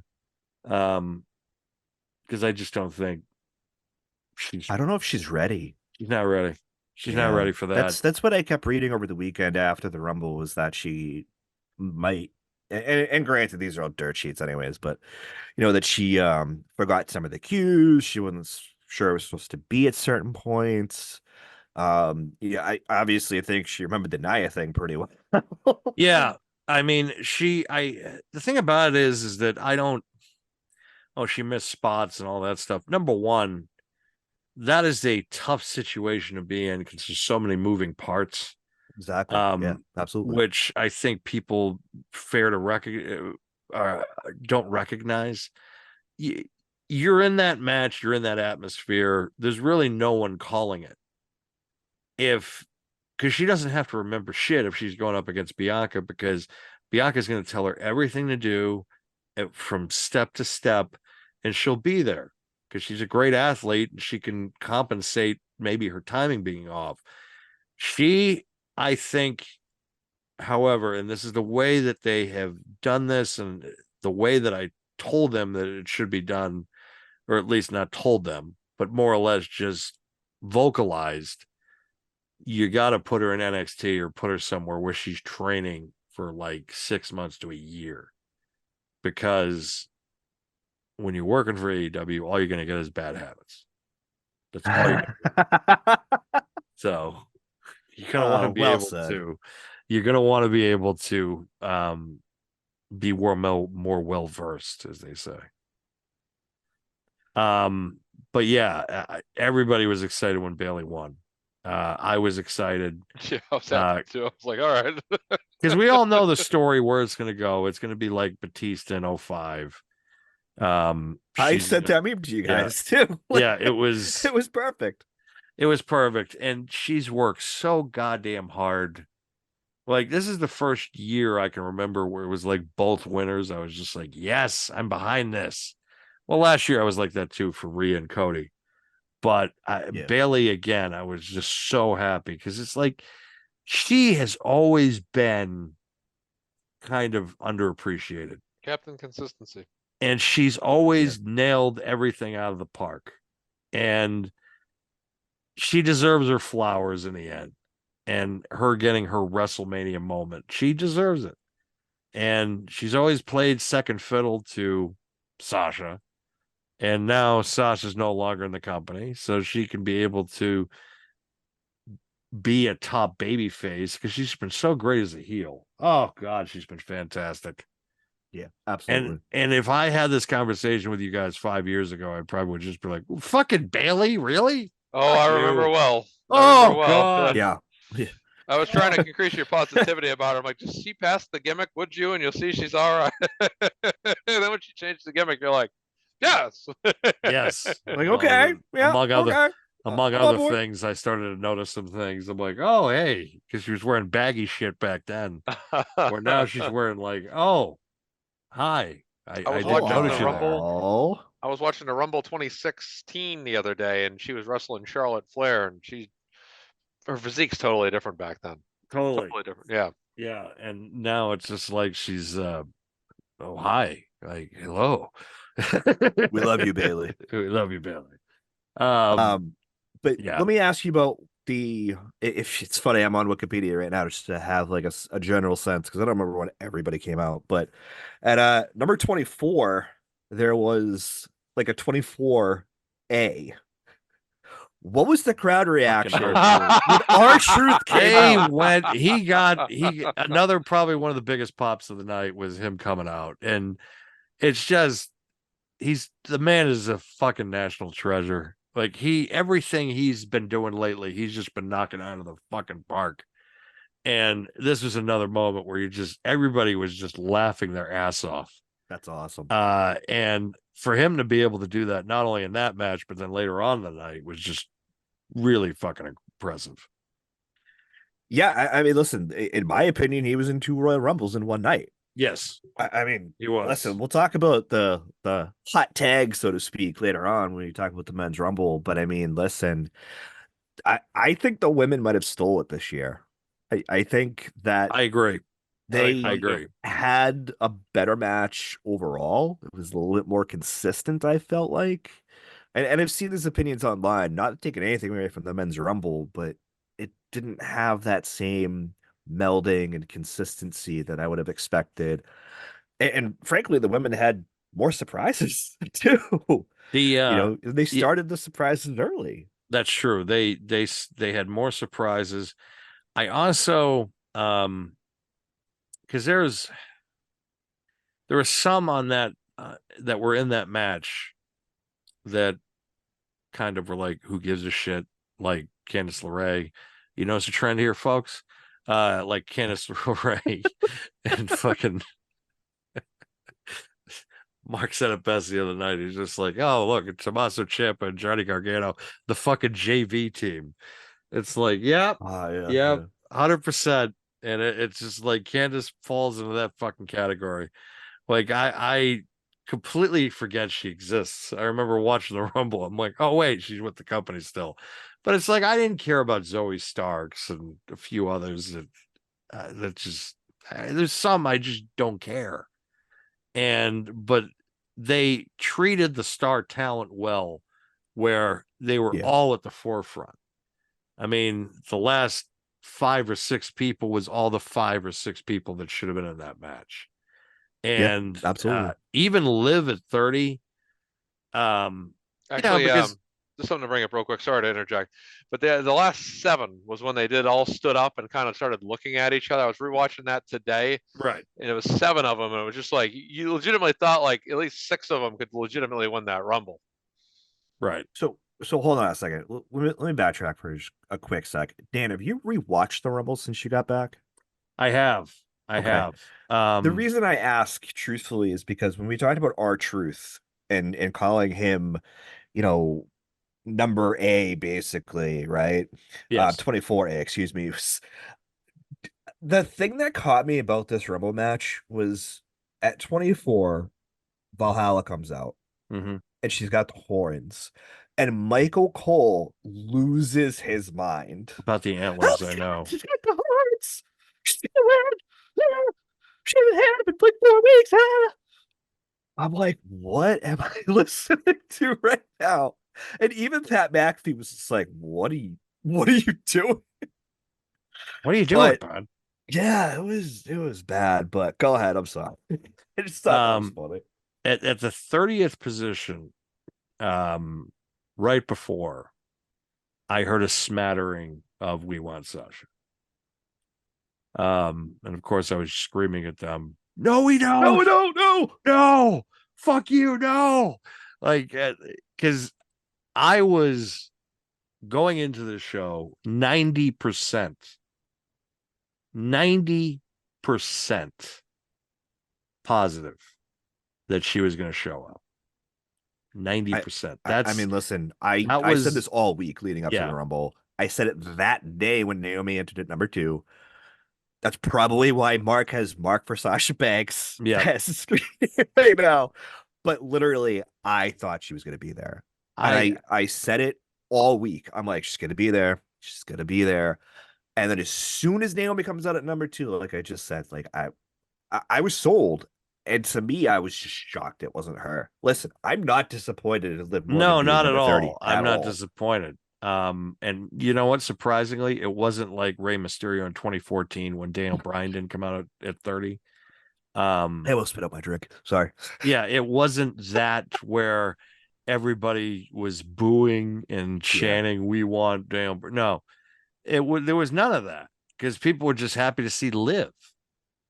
And at that point, I was just like, okay, they can get away with not having her come back because people pretty much just forgot. Like the smattering had ended. No one was mad about it because everybody was just like, "Oh, Liv's back. Yay!"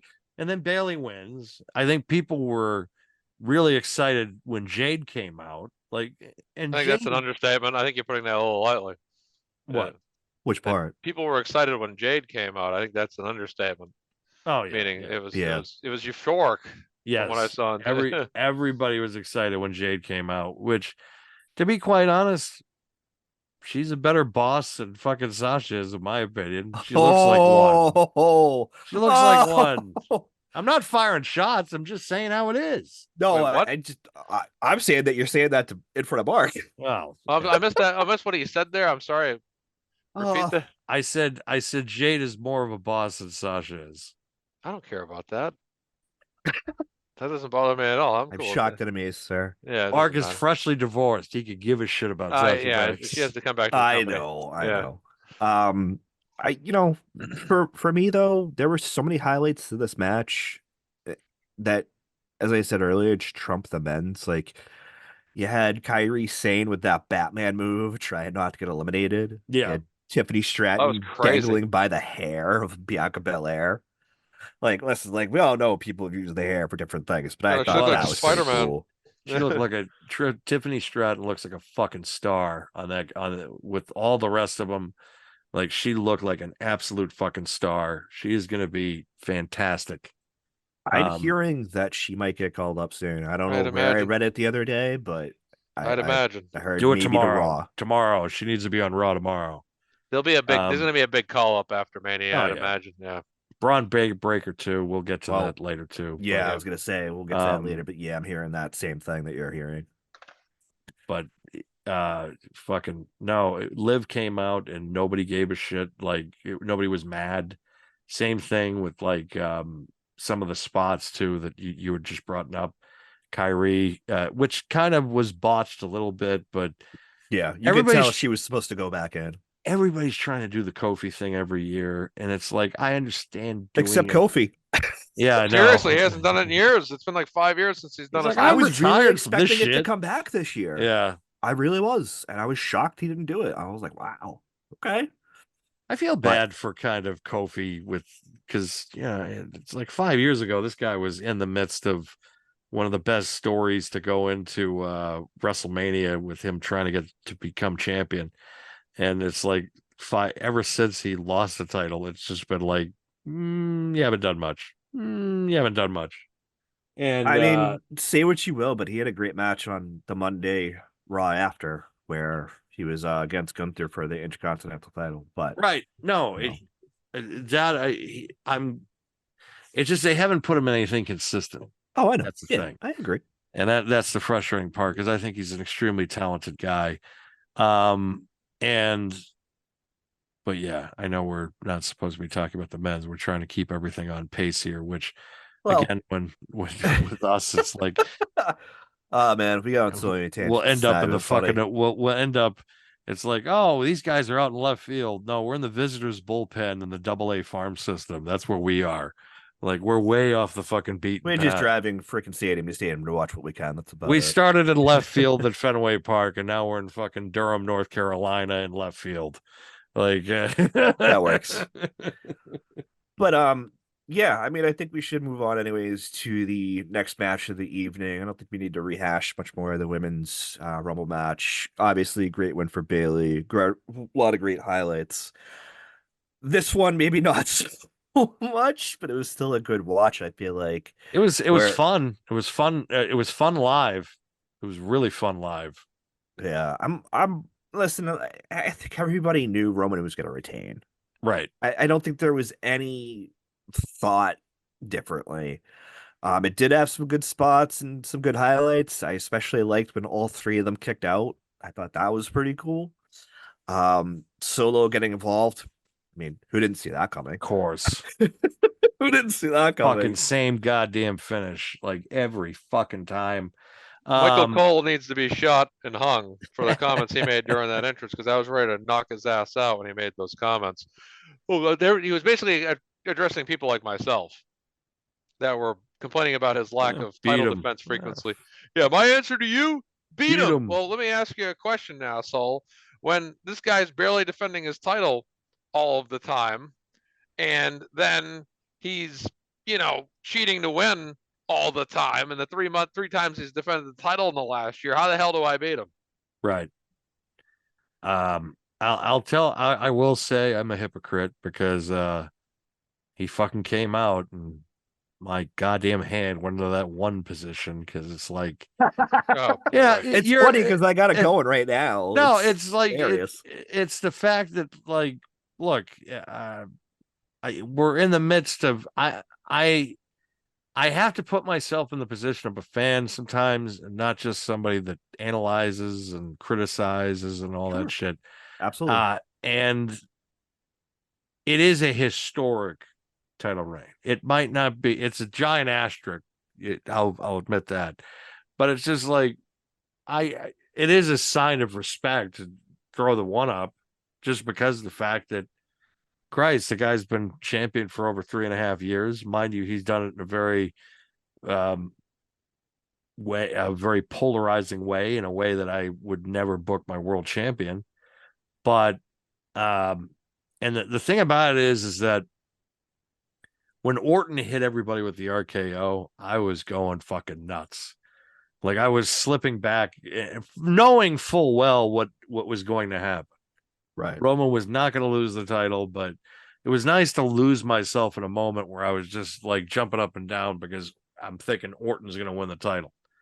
And which, by the way, I want him to pass Flair. I want him to get 17.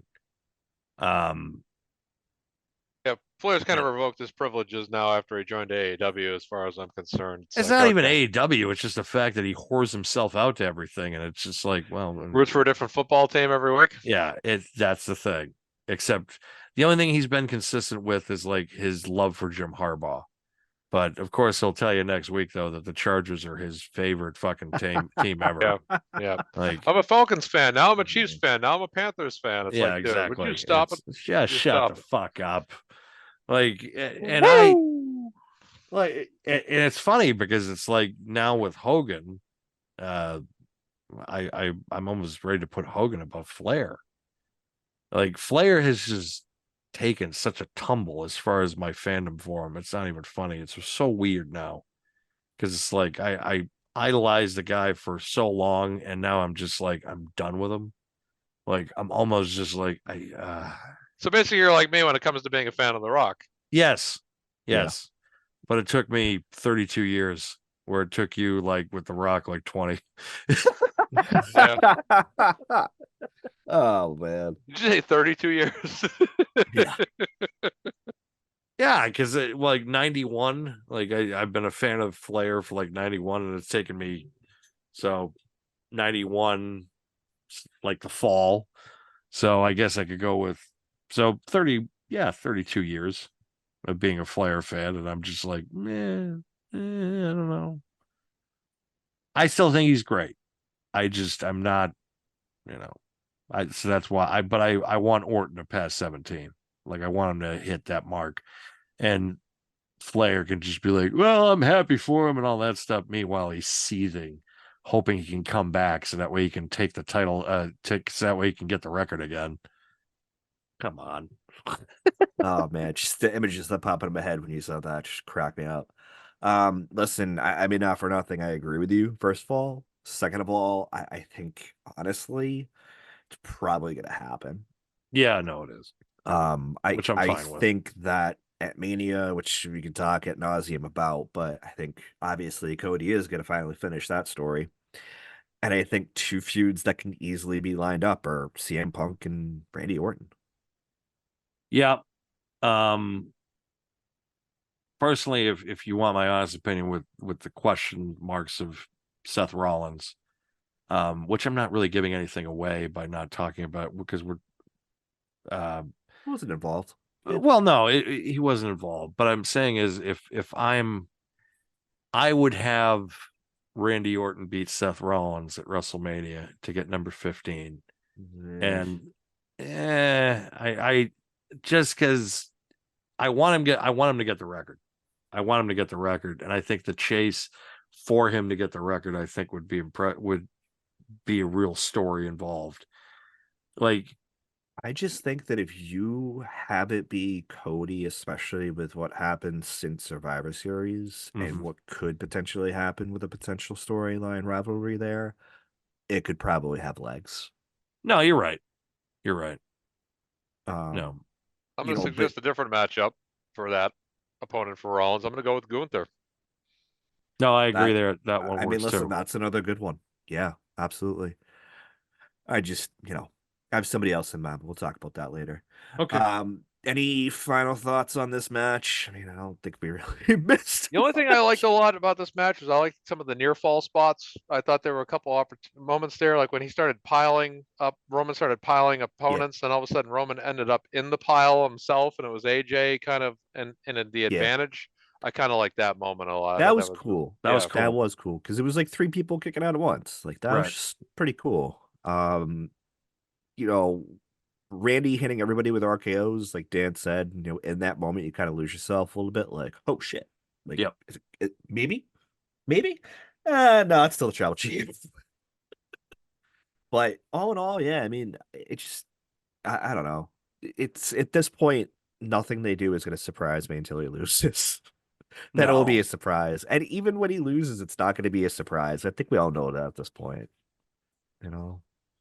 But how do we all feel about the U.S. title with KO and Logan Paul over there? So I'm going to be completely honest. I took a piss. Like I think we took all a did. long piss. I think this fuck. was our consecutive Yep. piss break. Like Yeah. you were there I'm live. gonna stretch my legs. Yep. There was a voice message I left you guys with a lot of clanging. It was me getting my Yes. pans ready because I was making buffalo chicken wings, and basically I ate them during the match, and it was Oh, just man. like I was kind of watching it, but I was kind of like, it was the least interested in the match I was on. I was actually shocked that they had the Roman match before that match, and that went second to last. I was kind Yeah, of it felt very Brock Lesnar. Like I Roman want wanted to to go beat first so I traffic. can go home. Yeah, exactly. Like, what was I'm done. intriguing was the highlight reel that they played at the end of the night. They switched the match order in the Yep. highlights They from did. Roman's match They to did, they swapped it, which I thought was weird, but I think they probably thought by like the hour plus later after the Rumble match, they probably just forgot a little bit. I don't know. I never I didn't watch a damn second of it. I got up, started walking around the bowels of Tropicana Field, and flipping off a picture of the mascot. It cost me $30 for a soda, 20-ounce bottle that was in a cup, a bucket of popcorn, and a pretzel. $30 fucking dollars. for a soda, a popcorn, And this is a why pretzel. Red Sox fans don't like going there. Yeah. One of the many reasons, at least. Jeez. Other than the fact that it's a shithole. I said one of many. That roof looks so awful when you're seeing Bailey Terrible. win, and they show the roof in the background. It looks so horrible on so camera. terrible. Yeah. When I was doing all the editing for the pictures, one of the ones that you had sent, I think, from the video, I was like, should I use that? And I looked at it again. I was like, that roof looks like shit. Never mind. It was nice being able, because I was in the outfield. I was in right field. That's where my seat was, on the floor. And so what I was at one point able to walk around like the outfield. A lot of open space, which is something I love, considering the fact of that I'm a big guy, and the last thing I want to do is be kind of corralled in. And to be honest, Tropicana Field, like I had so much freedom of movement. Like there was certain points that there was not people within 10, 15 feet of me. Like that's how much freedom of movement I had, and I was so comfortable at the show. The only problem was the fact that I couldn't see the ring from where I was sitting. That's what I was going to ask. However, yeah, I was able to see the right field Jumbotron perfectly. So I was watching mostly on the Jumbotron.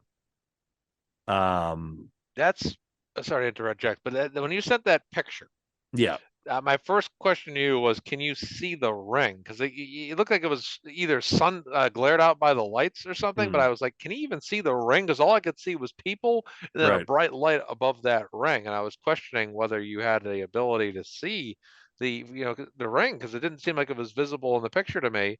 But could you see the wrestlers actually physically in the ring and the ropes and everything at Yeah, least? I could. I just preferred to watch it on the Jumbotron because it was just easier.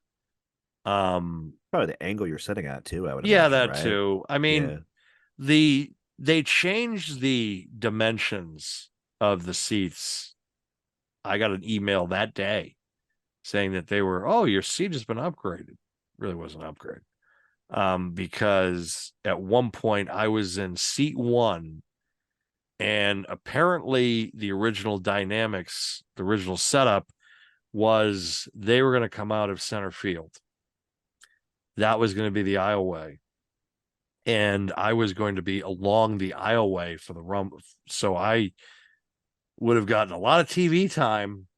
And also I could have been a bit of a dick and gotten away with it, because after everybody coming back, they would have come back center field, like after being eliminated, like Dominic Mysterio. I could have been like, shows you right, pussy.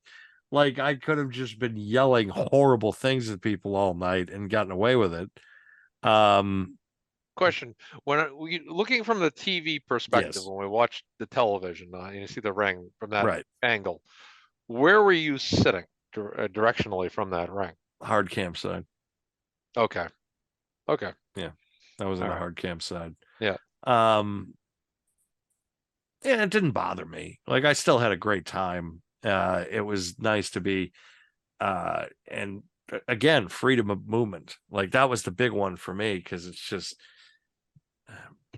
fucking, you know how it is. Sometimes you're just sitting there in those seats and you're just feeling like you're corralled in. Like the only times flying down was probably more uncomfortable than actually going to the Royal Rumble as far as seating is That's what concerned. I was thinking too. I was like, Goddamn Southwest, you fucks. yeah. How about you be nicer to people that are over 6'4"? Jeez.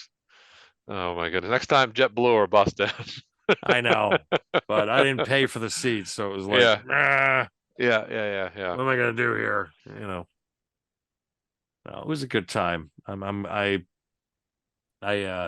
trop wasn't as bad as I made it out to be, because I love the freedom of movement that we were able to have. That's awesome. Yeah, when you sent that picture, from the back and everything, you had all that room in front of you and all the Yep. people walking around. I was like, wow, Yeah. that's a lot of freedom of movement, a lot of space. That was important. That was important, because it just, the last thing I wanted was at the end of the night, you're just like, your legs are clammed up, your hips hurt, like you feel Yeah. like you've been corralled, you're sweating. I didn't get any of that. Like I felt really comfortable. I love the fact that they had all the porta potties in right field. I was just like, look, all these shitters, they're just getting ready for October next year. Like I fucking, oh God, every bad joke I could come up with about it. I remember the entire paid attendance for the show. That's their entire attendance for 81 games in the regular season. All the just I think all when I this stuff. saw it, my initial reaction was just like, wow, they don't even need the team to stink up the place. Wow, No. okay. No, they don't. It's like, Oh man. those fucking catwalks. I'm probably getting a good look at them. I'm like, so is that a double or a fucking triple? What is that? Oh Oh man, jeez. double decker. Yeah. Yeah, I listen to bring the focus back maybe a little for a sec. I didn't like this match. I hated the finish. Yeah. I know it probably leads to something down the road, but it just felt like a cop out, especially for a big four. Like Yeah, it was a lame match. Like Yeah. it was. They definitely set it up to be the piss break match, or I'm gonna go get. I went to the souvenir stand. I think at one point I only bought one souvenir. That was a program. I bought the program because I was at the show. I was like, I need to at least have something from it. Yeah. But yeah, it was a piss break match in my opinion. And I hate to say that about Kevin Owens because I love Kevin Owens. But I knew Logan Paul is not losing tonight. I'm like, Yeah. so why the fuck am I gonna Yeah. watch this? It's Yeah. like Roman. He's not going That's to what I lose mean, until yeah. Mania.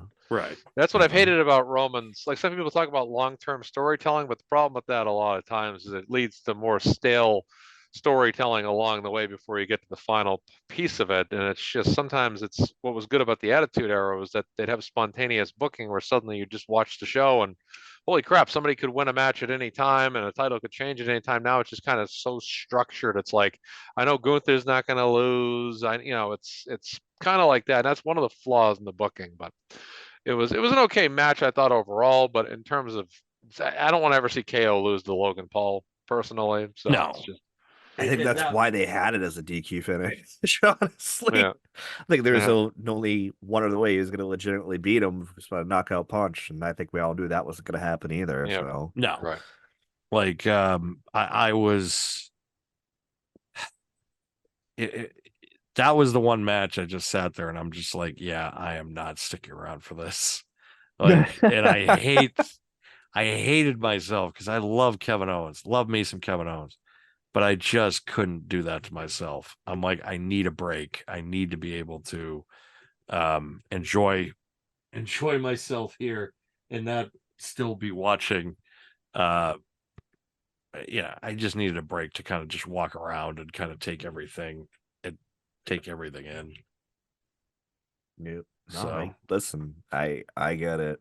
I did the same thing. I'm at home. I'm on the couch watching this, and I gotta go to the bathroom. I might as well do it now. right. I gotta take the dogs out to go to the bathroom before I put them Who down let for the bed and dogs stuff. out? Yep, Ooh, let them out. They're ooh, little ooh. bastards. But you know, I had to do stuff, and it was the perfect time to kind of do it in this match. And like you said, I love some Kevin Owens, but I don't really care that much about Logan Paul, so it kind of works No. for me, brother. No, it's just yeah, it was nice to kind of have that match in there where because I didn't want like Rhea getting booked against somebody who has no business going up against her, and then because why do I want to run away from Rhea Ripley? I want to be able to watch that and enjoy it. So I I take the meaning. I hope the viewers do not. Just saying. But her pin is now going to be able. You're going to be able Yeah. to pin people in 2K24 the way like the Oh, little boy. shit where you're just like, I love this so much. It's great. I saw, I forget what I was watching, which match it was on Raw, but one of the guys did it, and I was like, oh man, no, that doesn't work. Only Rhea should do that. But interestingly enough, we're talking about being a Tropicana field, and Cole said this after the men's Rumble match of what inning are we in, and I think that's a good segue into the men's Rumble match, and not as many surprises, a little bit pedestrian, I felt like, for the men's Rumble match. Again, I didn't hate it. I thought it started well, kind of was not going so great by the middle, and we got down to like the final, I don't know, like 6-4 especially is kind of where it picked up the pace. Obviously, having a stare down that same week with Cody and Punk, and then finishing with them two, I thought made a lot of sense, and I think everybody knew it was going to happen anyways. Whether it was going to be Punk or Cody, and obviously the rumors that week that no, it's going to be Gunther. I think Or kind of led Dwayne. credence. Yeah. I didn't see it happening, but that's just me. I was dreading Dwayne. Like that Oh, was yeah. that I mean, was listen, when 29 and 30 hit, I was like, please God, no. yeah, like that was I because my niece went down with me, and I remember she's like, "So who do you want to win?" I said, "Punk." I said, "But Cody second."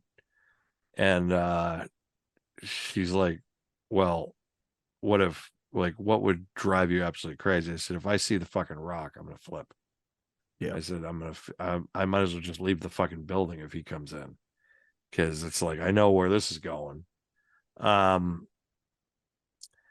And in retrospect, yeah, I wanted Punk to win, but considering what happened during the match, it's like, well, I'm glad that didn't happen. Yeah. Um, So you're there, Yeah. right? And obviously we know what happened Monday, and it came out that yes, he did tear his tricep, but mhm. you're there.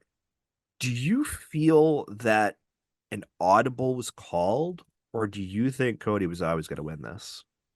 I think Cody was always going to win it. Um, I'm going to second that as well. I feel the same. I just kind of want to get the perspective just to Yeah. have the conversation at least, because I Yeah. know other people probably are like, oh, Punk should have won. And listen, maybe there's some credence that we could pay to that, but at the same token, as it's going on, he does that push up that he did in AEW. yeah. He's calling over Jessica Carr, one of the outside referees, and you're just curious. It's like, okay, is there going to be an audible, or is he just going to keep going and Cody was always going to win this? So I was just curious that since you were there, what your thoughts were. My guess is that, and I also think it doesn't, it wouldn't have made sense. I wanted him to win because I'm a Punk mark, but I also like Cody. So, it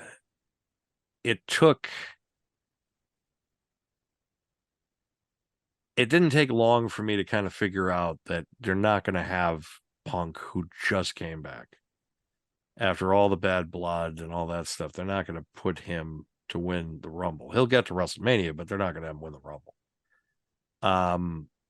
Even though I rooted for him, I kind of figured it's going to be Cody or Gunther.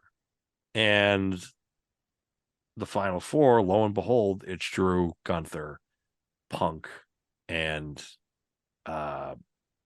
Cody. Yep. And have the final two between Cody and CM Punk, the biggest matchup in AEW history. It's like, well, they finally have this is exactly what Tony Khan wanted. Cody Rhodes and CM Punk are battling right now to see who is going to challenge for the world championship at WrestleMania.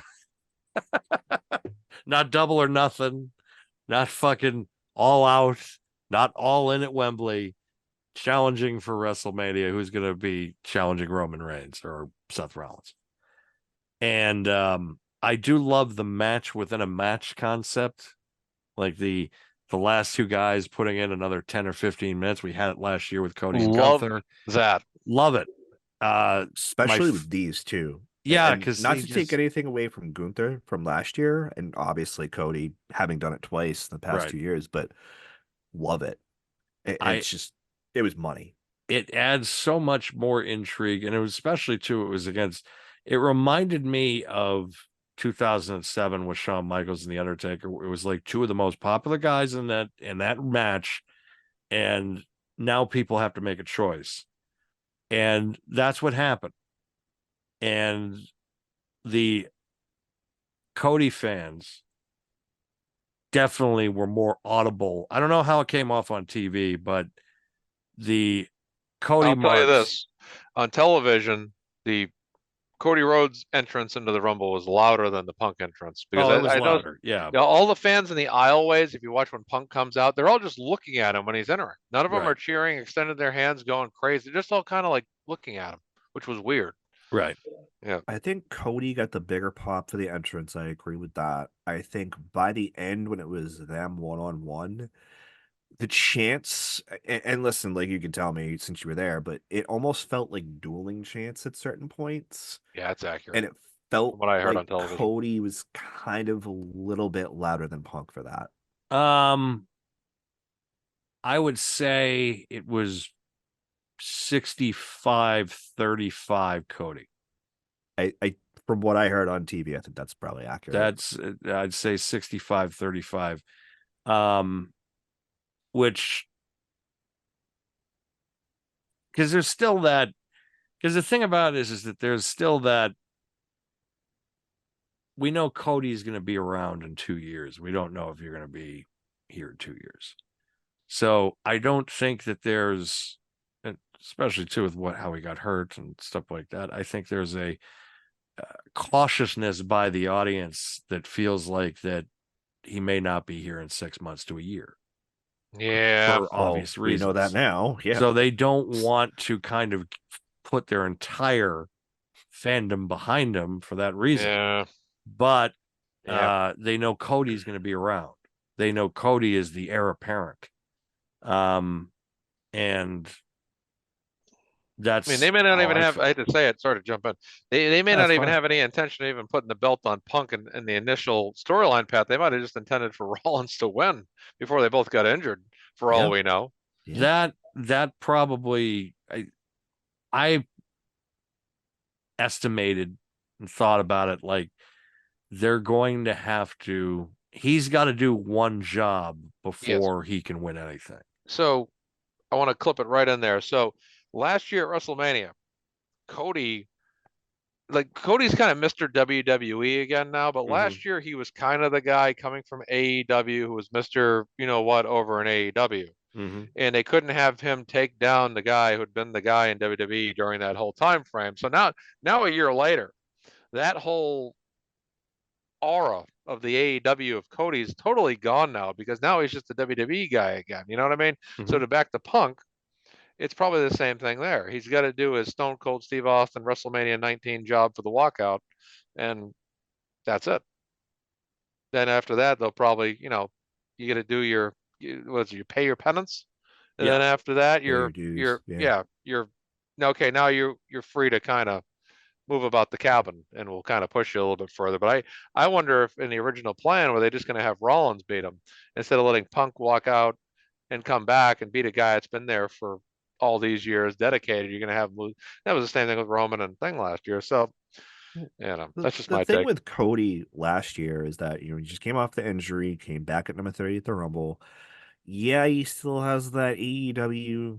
I don't know what you want to call it at this point. I want to say shine because that's definitely not what I'm trying to say.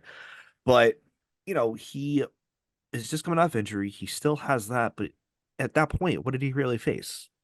He had that amazing match with the injury at Hell in the Cell against Seth Rollins, but ever since that, the whole theory of why they didn't put him over was, he needs to face adversity, he needs to face hard times, Right. and that was a big thing. And then you have this year with the feud with Brock Lesnar, which was good, but it was a little bit drawn out. And that's, I don't think, his fault. I think that's just because Brock wants to take time off. That's Brock being Brock. He got stuck in this weird feud with the Judgment Day that he don't was think pissing in did the him any wind for about favors. 6 months.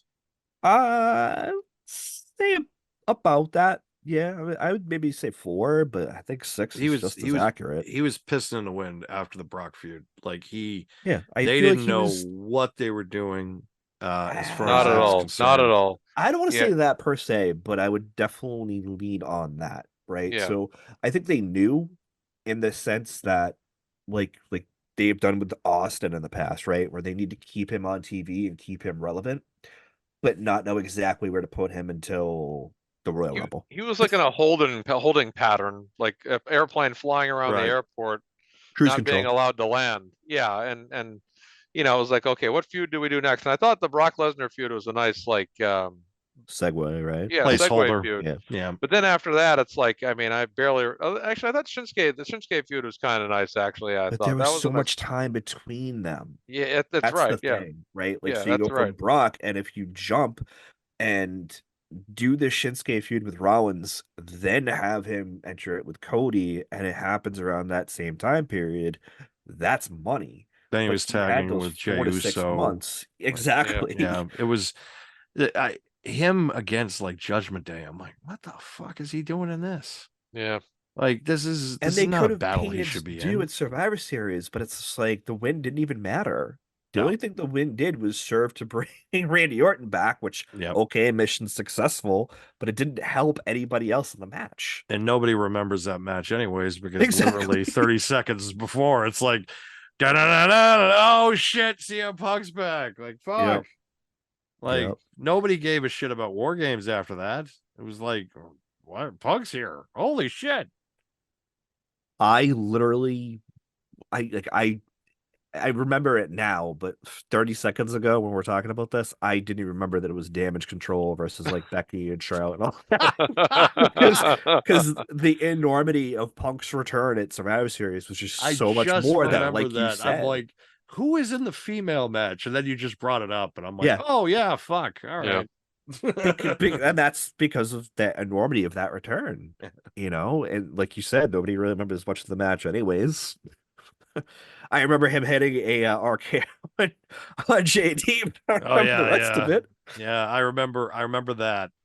And then that was it. Like I remember very little else that happened in that matchup because it's just Well, I think the problem too with the Rumble this year was that it was very predictable in terms of like when you talk about the women's Rumble, like I was picking Becky and I thought that she was going to be probably 33% chance she was going to win that thing, which was higher than probably any other woman in my particular opinion. And there So was all these hold on a different second. women I'm you thought, sorry. We talked about this in chat, if you remember, and that's mm, why I want to just like, cut in real quick here. And you had picked, I think, the same people that I picked. I Becky think and you Punk, picked yeah. Becky. Well, not so much that, but we said two, if you remember. I said two. I said if you had to pick a winner or a secondary winner, whichever it would have been. I think you did pick Bailey for that too. Did I? I I think can't you might have. recall. I know you definitely picked Becky as your one. Yeah. And I did not disagree because I felt that if it wasn't Bailey, it was going to be Becky. Yeah. And obviously, the title matches we already talked about. I think everybody knew how those were going to go down, more or less. But whatever. And for this, yeah, you picked Cody, and I don't think that any of those choices would have been wrong. We talked about it too, where I would have picked either CM Punk or Cody, and I don't think those choices are wrong either. Yeah. It's just when you look at the direction that the company itself, I guess, and even these storylines are kind of going, it just kind of makes sense, But I apologize for cutting in. Go ahead. What were you saying past No, it's that? okay. Like I said, I might have said I was rooting for Bailey and Becky. I'm not sure if I didn't expect You did Bailey pick to Becky win. as your one. Yeah. Yeah, but Becky was my one, and then I thought the women's Rumble was a lot more unpredictable. I didn't think you really knew who was I gonna win agree. it, and even if you did feel it was Becky, there was really no like telltale signs other than maybe she was gonna face Rhea. But with Right. the men's Rumble, it was like, okay, it's going to be Cody or Punk. I was leaning Punk because Cody won it last year, but they were really pushing that back-to-back Rumble win thing all week and weekend long, really, right up to the match. Even during the match, they were talking about it, and I just felt like that was kind of a little bit of a drama killer, just because you realize okay, it's going to be Punk or Cody. Let's just get to it. Where the women's Rumble, I mean, it was like there was still an opportunity where Becky doesn't win the Rumble because she already won it once, and most of all the women's Rumble winners have only won it one time. And I felt that there was a solid chance that if she did lose, it still meant for an unpredictable Rumble throughout the night. And that's exactly why I think there was a little bit more excitement on top of all the guest entrances. But the men's just seemed a little bit more like a generic Rumble. It didn't seem as unpredictable. Didn't have the shocking moments. We were just kind of really counting down the minutes till Cody and Punk got in there, and Yeah. really that's when the match really. I know Cody was going to win the moment. There's an old adage in WWE when a wrestler starts talking smack to their opponent, that's usually when the opponent being smack talked usually rises up and overcomes them and goes for the win. And right after he started talking about, I didn't come all the way here just to lose to Dusty Rhodes Kid. Yeah. Like that's going to be the end right Yeah. there. Soon as he said it was Now, Dan, funny you probably because didn't even hear that because you were in the crowd. No, I didn't hear that.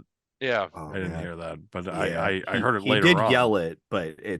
I'm not surprised given Yeah. your seating location. Yeah. Yeah. But I know that when he said that, both Mark and I were in the chat like it's Yep. over. That's it. I think you said it first too, if I'm not. I Yeah. thought it, but I think I met a second later or whenever it was, the message came I right think you through. actually said that to the chat Oh, too. did I? Okay. Yeah, pretty sure you did. Yeah. I said as soon as he says I didn't wait Yeah. 10 years to lose to Dusty's Kid, I knew it was over. I just you knew. You knew. And Yeah. listen, like you just said it, and I can't agree more. The biggest surprise was maybe two surprises was Andre coming back, which I think everybody knew that was, Right. Andrade, excuse me. Everybody knew he was coming back.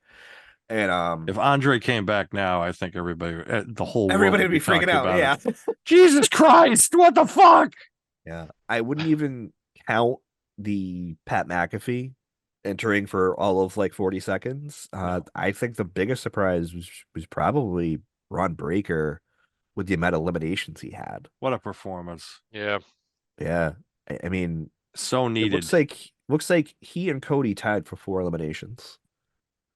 And I gotta say that I hope he does come to Raw, and I hope he goes right after Dom Mysterio for eliminating him because oh my God, I wanted to kill him myself that night. Oh But man. the one good thing, unfortunately, that Dom did, and I gotta ask your reaction to this, was tagging in Oh, Truth. freaking hilarious. That was so funny. I was laughing my ass off. I he was just, yeah. dying guy. laughing. Yeah, I yeah. was actually like standing up clapping in my bedroom at that point. I moved upstairs, got it up on the TV, up straight up clapping. And my girlfriend Kelly looks over, she's like, "What the fuck are you doing?"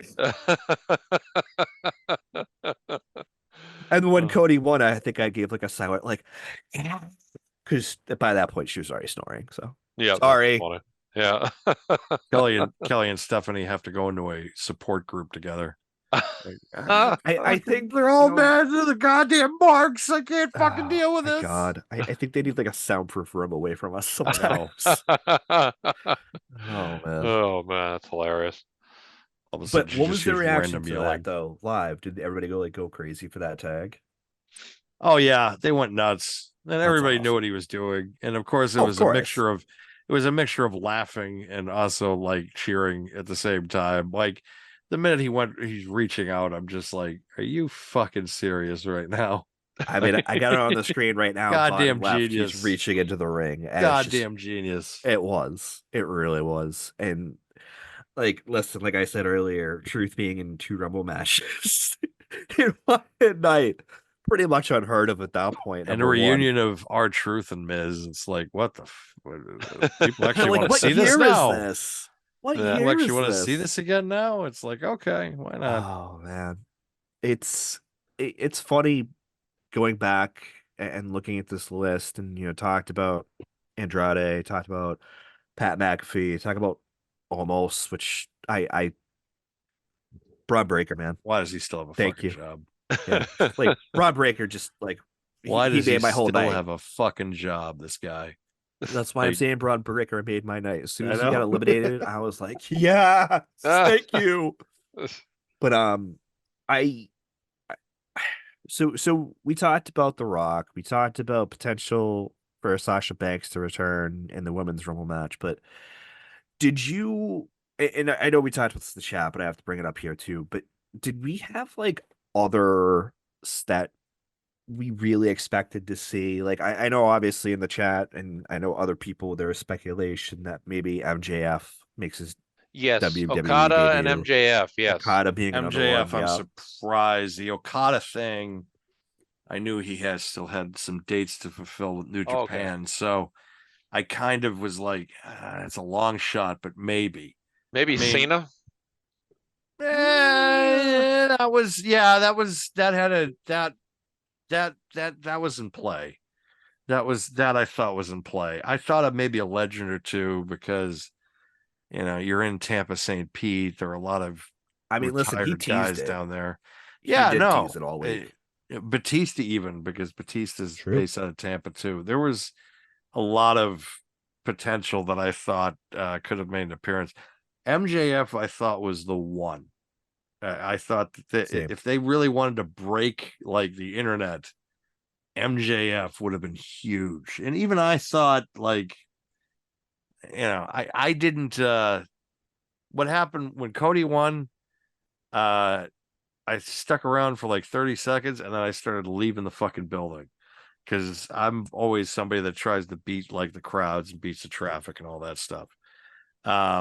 Like I could still hear his music when I was a half mile away from Tropicana Field. Wow. Yeah, that's how loud it was. But everybody was happy that he won. It wasn't again because I've seen the polarizing rumbles. We all have. We've Oh, all yeah. been there and have seen 2014, 2015 will always replay in my head. It'll always replay in my head. And we didn't get any of, or 2022, like when Ronda comes in and Brock comes in and just takes it. Like, let's not relive that, please. I'm just saying, I like, know. I agree with you. I get you. I'm trying to remind everybody that, like, it's very rare now. Like last year, everybody was happy. Cody and Rhea won. This year, everybody's happy. Cody and Bailey won. But people want Cody to win this year. And usually, though, back-to-backs that happen. 90, Hogan won the Rumble, lost at Mania.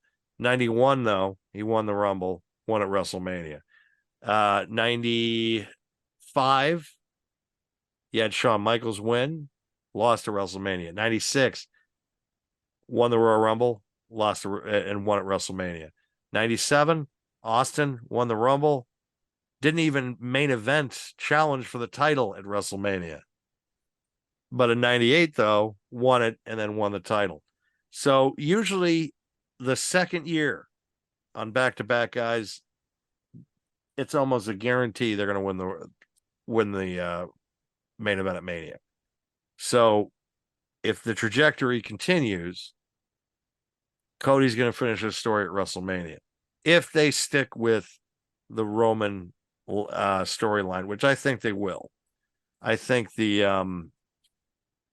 Rollins thing, I don't think anybody wants that. And I don't think it adds a dynamic, though. It all it does is draw ratings, because now it makes true. Now it causes intrigue for people to tune in to see who's he going to pick. Right. So I mean, listen, there's two factors there. So first of all, to that point, right? I'll backtrack. I think that realistically, you're not wrong, right? That's the first thing I'll say.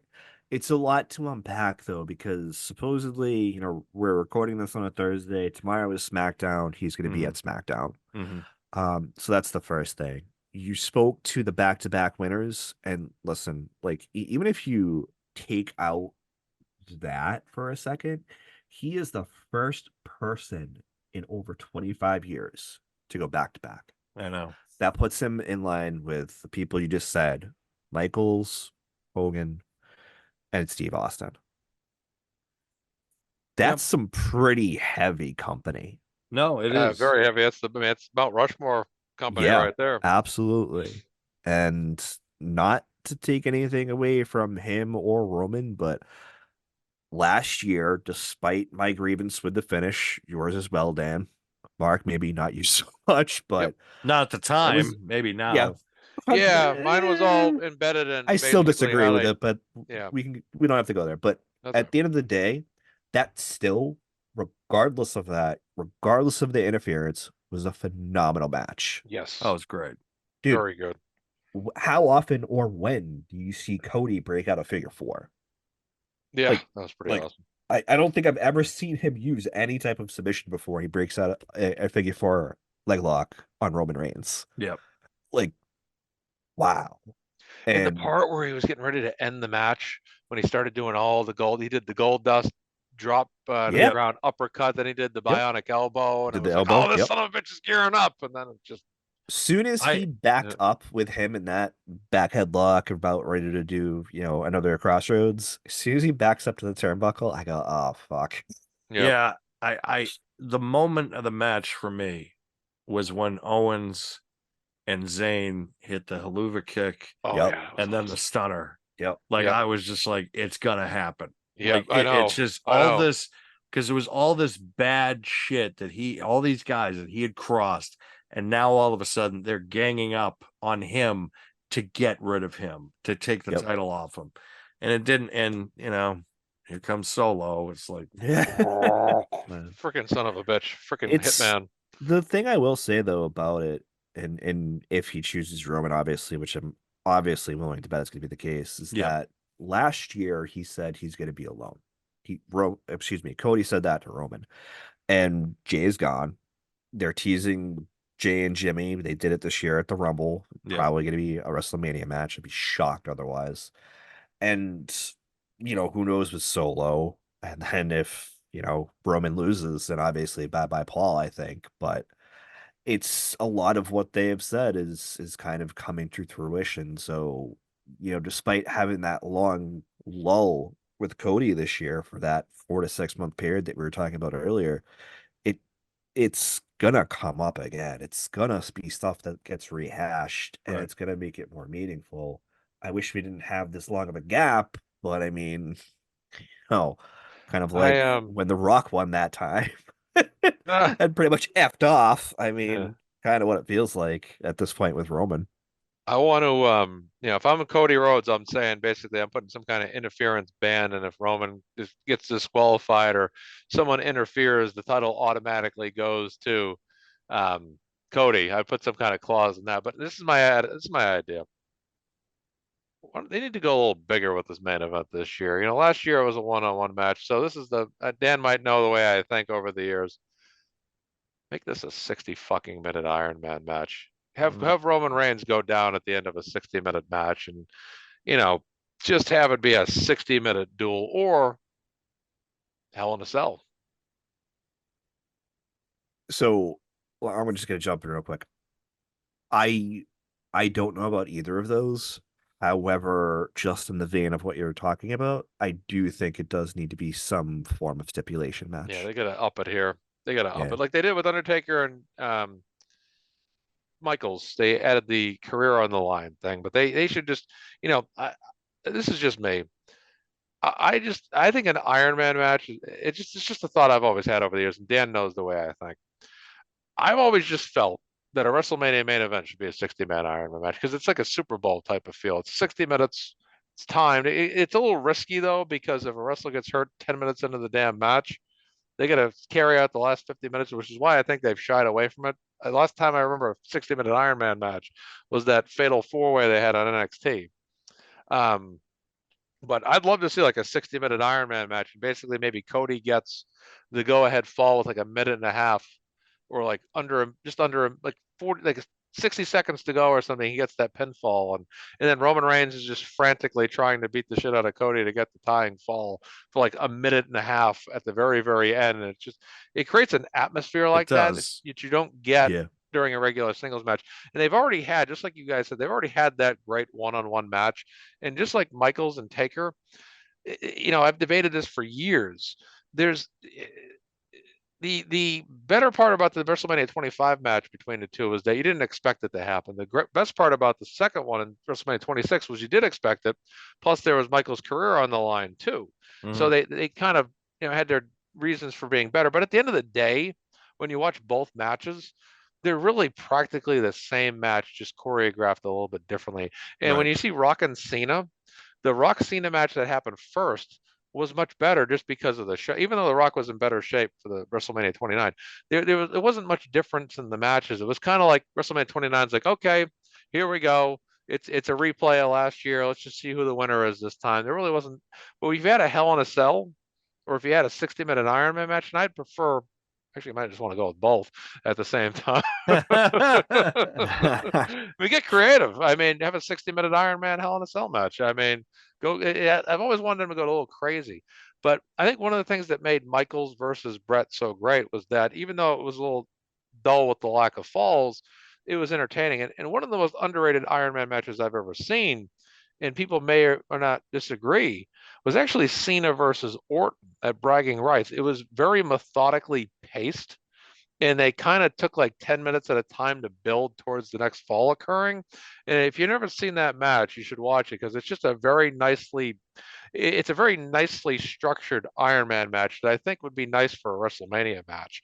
And it Mm. kind of gives you that Super Bowl feel where you're watching quarter after quarter and you can have some heightened drama, or maybe Cody Rhodes is down 3-1 and comes back to win, in the last couple minutes. You can build some stuff with that. So I'd like to see them do that because I think that there's a lot they could do with a singles match again, but I think that most of the tricks are already been done last year, and I think that's a very tough match to top. So I think Right. you need to add a little bit of stipulate, even if it's a Hell in a Cell, that's fine. I'm cool with that too. You can work that. It's all good. I'd prefer a 60-minute Iron Man match. But I think it would be an epic way Like when Michaels won his first ever, Dan just got done saying it.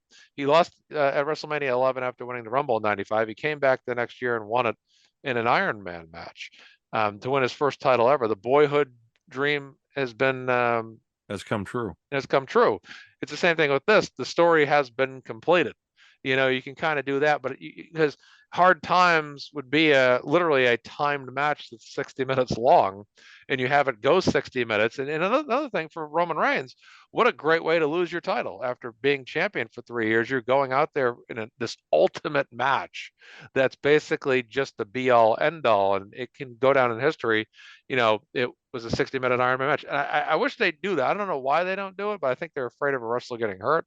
But I just think that if I was the booker, I would say, regardless of who wins or whatever they want to do, I just think a 60-minute Iron Man match would be great. But they could make that work, with the Hell in a Cell too, if they wanted to go that route. But I just think saying it for the third time, I apologize. I think they've kind of used up their bag of tricks from last year, and adding this Iron Man match would add different dynamics and different feels throughout the match that I think would really be intense to watch. So I'll leave it to you guys.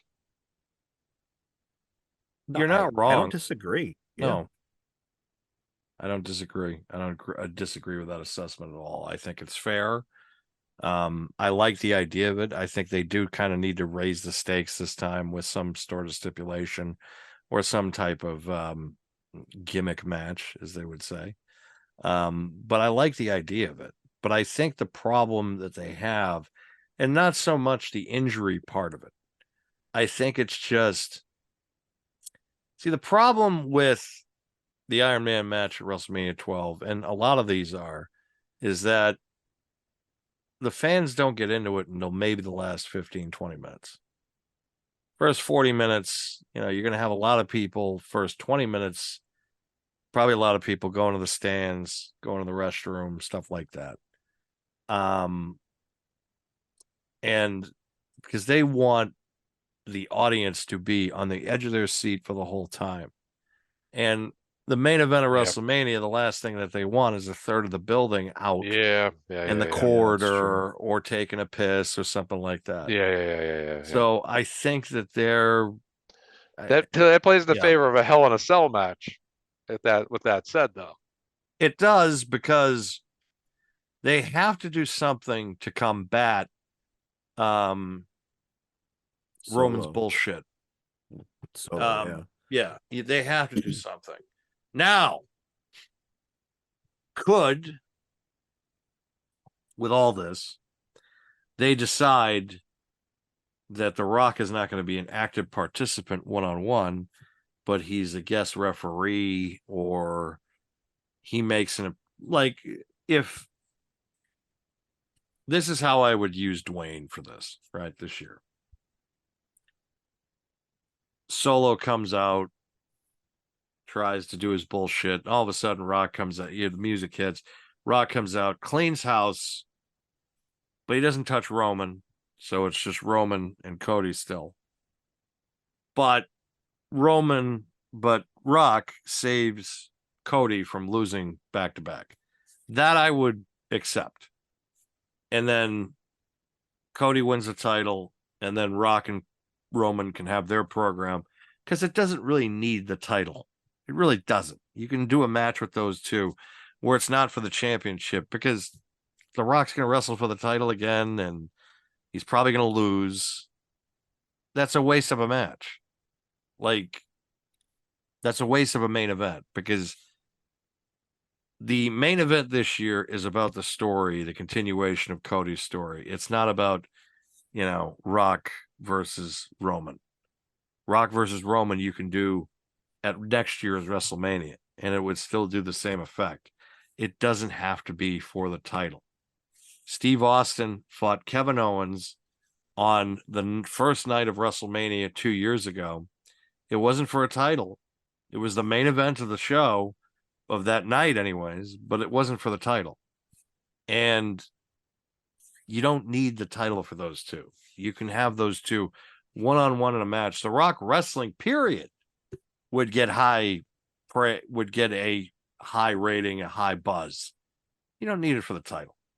So but him having an appearance to kind of cover Cody's ass and to take out Solo and Jimmy Uso, I'm all for that. I'll accept that. So that's getting back to WrestleMania 27 and 28, in my opinion, where you have the Rock cost Cena the match, and then a year later, and I would say if Rock doesn't wrestle Roman at this Mania, then there's a chance, based on I don't know what Roman's plans are for the next year, that could happen at next year's WrestleMania. Yeah, that I would do that because no one wants it. Like, the last thing I want to see is you spend all this promotion and all this time on this show just for him to come in for one shot, take all the money, and then take off. That was the booking of Vince the last 5-10 years or so, even longer. Just bring these part-timers in for one shot and fuck these guys that are on the road every night. Like, those days are over. You need a long-term plan. That's what I think that Triple H has done. That's what Triple H does best. So that's the way they need to stick it. And I think that having The Rock come out just to get a quick buy rate or a quick pump in Peacock numbers, no. I think you got to stick with the long-term plan here. Listen, I mean, at the end of the day, I think you're right. I mean, you can sit here and go back and forth, but I mean, it just makes sense. Like, if you have The Rock be the main event, you take so much away from the story you've been trying to tell. You take so much away from just the talent that is there day in, day out on the road, like you said.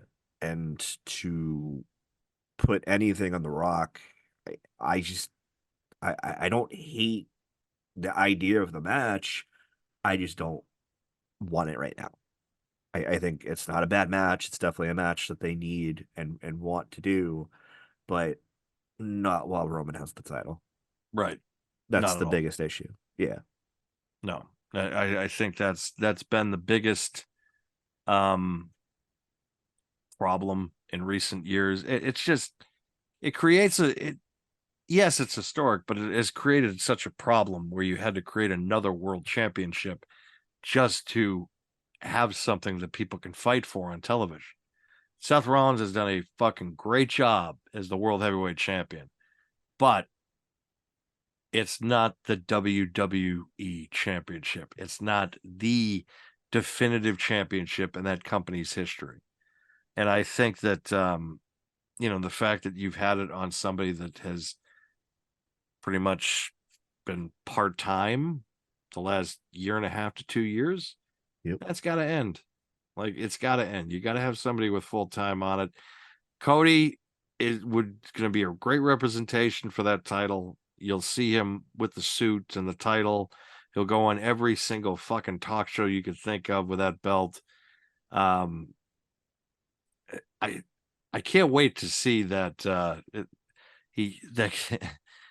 Did you see the one where he's going to be the best man for somebody at their wedding? Yeah. Like, he doesn't even know the fucking that guy's was name, awesome. which I find like he's taken to this role. He wants to be the guy, and he is the guy. He deserves, but the thing about it is, if you want to be the guy in that company, you need that championship. You need that title, and he needs to have it, and he needs to win it at WrestleMania. And that story needs to be completed. And then, because Roman at this point, he's reached a point where he doesn't need the championship anymore. Cody needs the championship at this point. I mean, listen, like you said, he's the face of the company. Exactly. It's just, it makes sense. To Seth Rollins, he's not the face because I'm the face of the company. All right, so good segue, because I actually wanted to ask. I know we talked about a few opponents for Rollins. I know we're kind of up close on time, but you guys mentioned Gunther. Who else do you guys think maybe should main event? Probably night one, I'm assuming, with Rollins. Are you sticking with Gunther? I mean, listen, Gunther, I'm fine with a lot of people. I'm fine with Gunther. Yeah. I'm fine with AJ Styles. I'm fine with Orton. I'm fine with Drew McIntyre. Sami Zayn. Yeah. Sami. I don't know. Yeah, Sami Zayn's I think what's happening to LA Knights, what's happening to Sami Zayn. He's kind of never really found his footing again ever since the So Bloodline storyline ended. so hold LA on. So Knight's a possibility too. that's what I was gonna say. So the only reason I want to disagree on LA Knight is because you're gonna need a top face because Rollins is probably gonna take time off after Mania, Mhm. going like crazy. I don't know if it's gonna be LA Knight for this match per se, but I think he's a good shoe-in because Cody's probably going to SmackDown. Right. So with Cody on SmackDown, Rollins out on injury. Listen, like nothing against Sami Zayn, but I don't know if I don't know if Cody's going to go to SmackDown, and this is why SmackDown now is going to be considered the B show come next year that's true. because of the fact that they're getting Raw's getting a shit ton more money for their rights fees. So, and they But just put wouldn't they want to McAfee keep him on regular TV then? So I For think we're 6 both months? playing devil's advocate. for 6 months. You think so? Like he'd be on because the you Fox could deal you could do another draft. Fox deal ends in October. That's true. So it's like, 6 months from now, it's going to be like, who gives a shit? We're going to be on USA. Not knocking USA. It's just the fact Right. that, I got you. they're going to get paid $500 million a year from Netflix. So they're going to want to, which is why they brought McAfee in, which is why Michael Cole is going to be on Raw, because that's the A team. They're going to want, and it's going to be the A show again. And that's why they had Corey Graves and Wade Barrett on freaking. But Wade tune Barrett into I the love. CW for NXT. I love Wade Barrett, but Corey Graves, like that's all I gotta say. I'm interested to see how SmackDown goes with him doing play-by-play. Oh yeah, I am because Graves is a talker. I don't know. I don't know. I don't think he's gonna be awful. Don't get me wrong, but Graves is a talker, so I'd be interested to see how this dynamic works, especially since Wade is usually a heel kind of commentator, and so is Graves. So well, Corey now is going to be the play-by-play, so he's going to have to. If we learned from Michael Cole in 2011, heel play-by-play guys do not work. no, they don't. They do not work. So he has got to. I hope he's done his homework. Like he's going to have to try to. It's no longer now about getting yourself like, oh, I could do this witty line here and there. Yeah, you can do it here and there, but it's not all the time. It's not like when you're a heel announcer and just not a heel, but more or less a color analyst. It's different. Like play by play, you actually have to say so much stuff all the time. You have to tell the story, and then the other guy fills in the holes. Where he's not used to that. He's always been able to like, oh, Michael Cole and I just fill in the holes. No, now you have to be the guy that's predominantly talking and have to be able to pitch stuff to the color analyst and he feeds off you. Yep. No, 100%. All right, so one more question, and then I think we can probably sign off for the evening. Anybody watching Vengeance Day this weekend? Geez, I forget all about. I'll probably have it Me on. too. Maybe. I'm really. I tend to be a very. I tend to sour on NXT every so often. I don't know why. It's it's yeah. passive for me. Yeah. Like I'll probably watch have it once a on. month. Yeah, I'll probably have it on and watch it though. It depends on. Well, actually, it's probably a good weekend.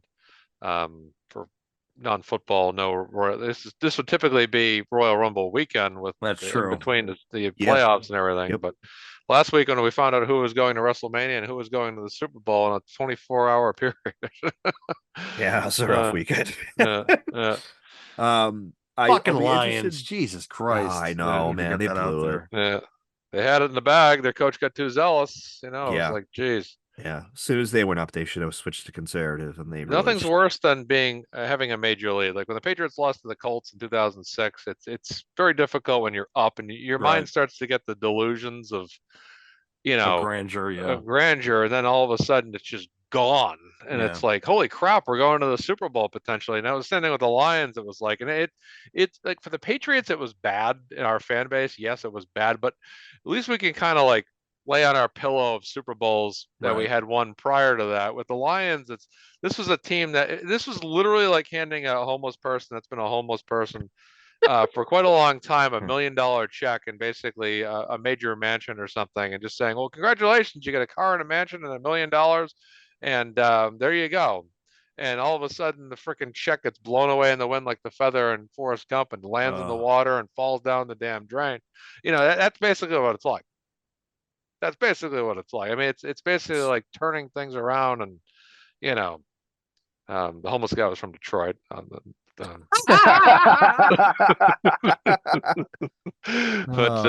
serious, I hate to say that example, but that's all I can relate it to is someone in a situation that's dire or not favorable. And then all of a sudden it's like, here's your chance to kind of spin your fate. And all of a sudden the fate just kind of nosedives and crashes on takeoff. Right. It's like, geez. Oh man. All right. I think that's a show. On this note, I guess. Yeah. Where we talk about wrestling and homeless Detroit people. I guess so. I love how Mark's the one that's shitting on Detroit for once instead of just me. I thought of the joke because I was thinking you in the back of my head that you're on this call. I needed a Detroit joke for Dan. So I actually kind of conceived it based off that. I was like, what's a joke that's tailored to Dan's laughing style, joking style? Well, it's not like, they all got, it's not like the Detroit residents were upset anyways. It's not like they had jobs they had to go to the next day. So, but accurate. See ya. See you all night. Thank you. Good night. I'm glad I switched to slide because that smile, man. Oh my god! Everyone. Good night. Holy shit! Oh, you trying to hold that one back was interesting. Oh my god! All right, Mark. Thank you for joining. Really appreciate it. Dan, as always, I will talk to you soon. I hope everybody has a great weekend. Thank you so much. Have a good night. Good night, everybody. Thank you.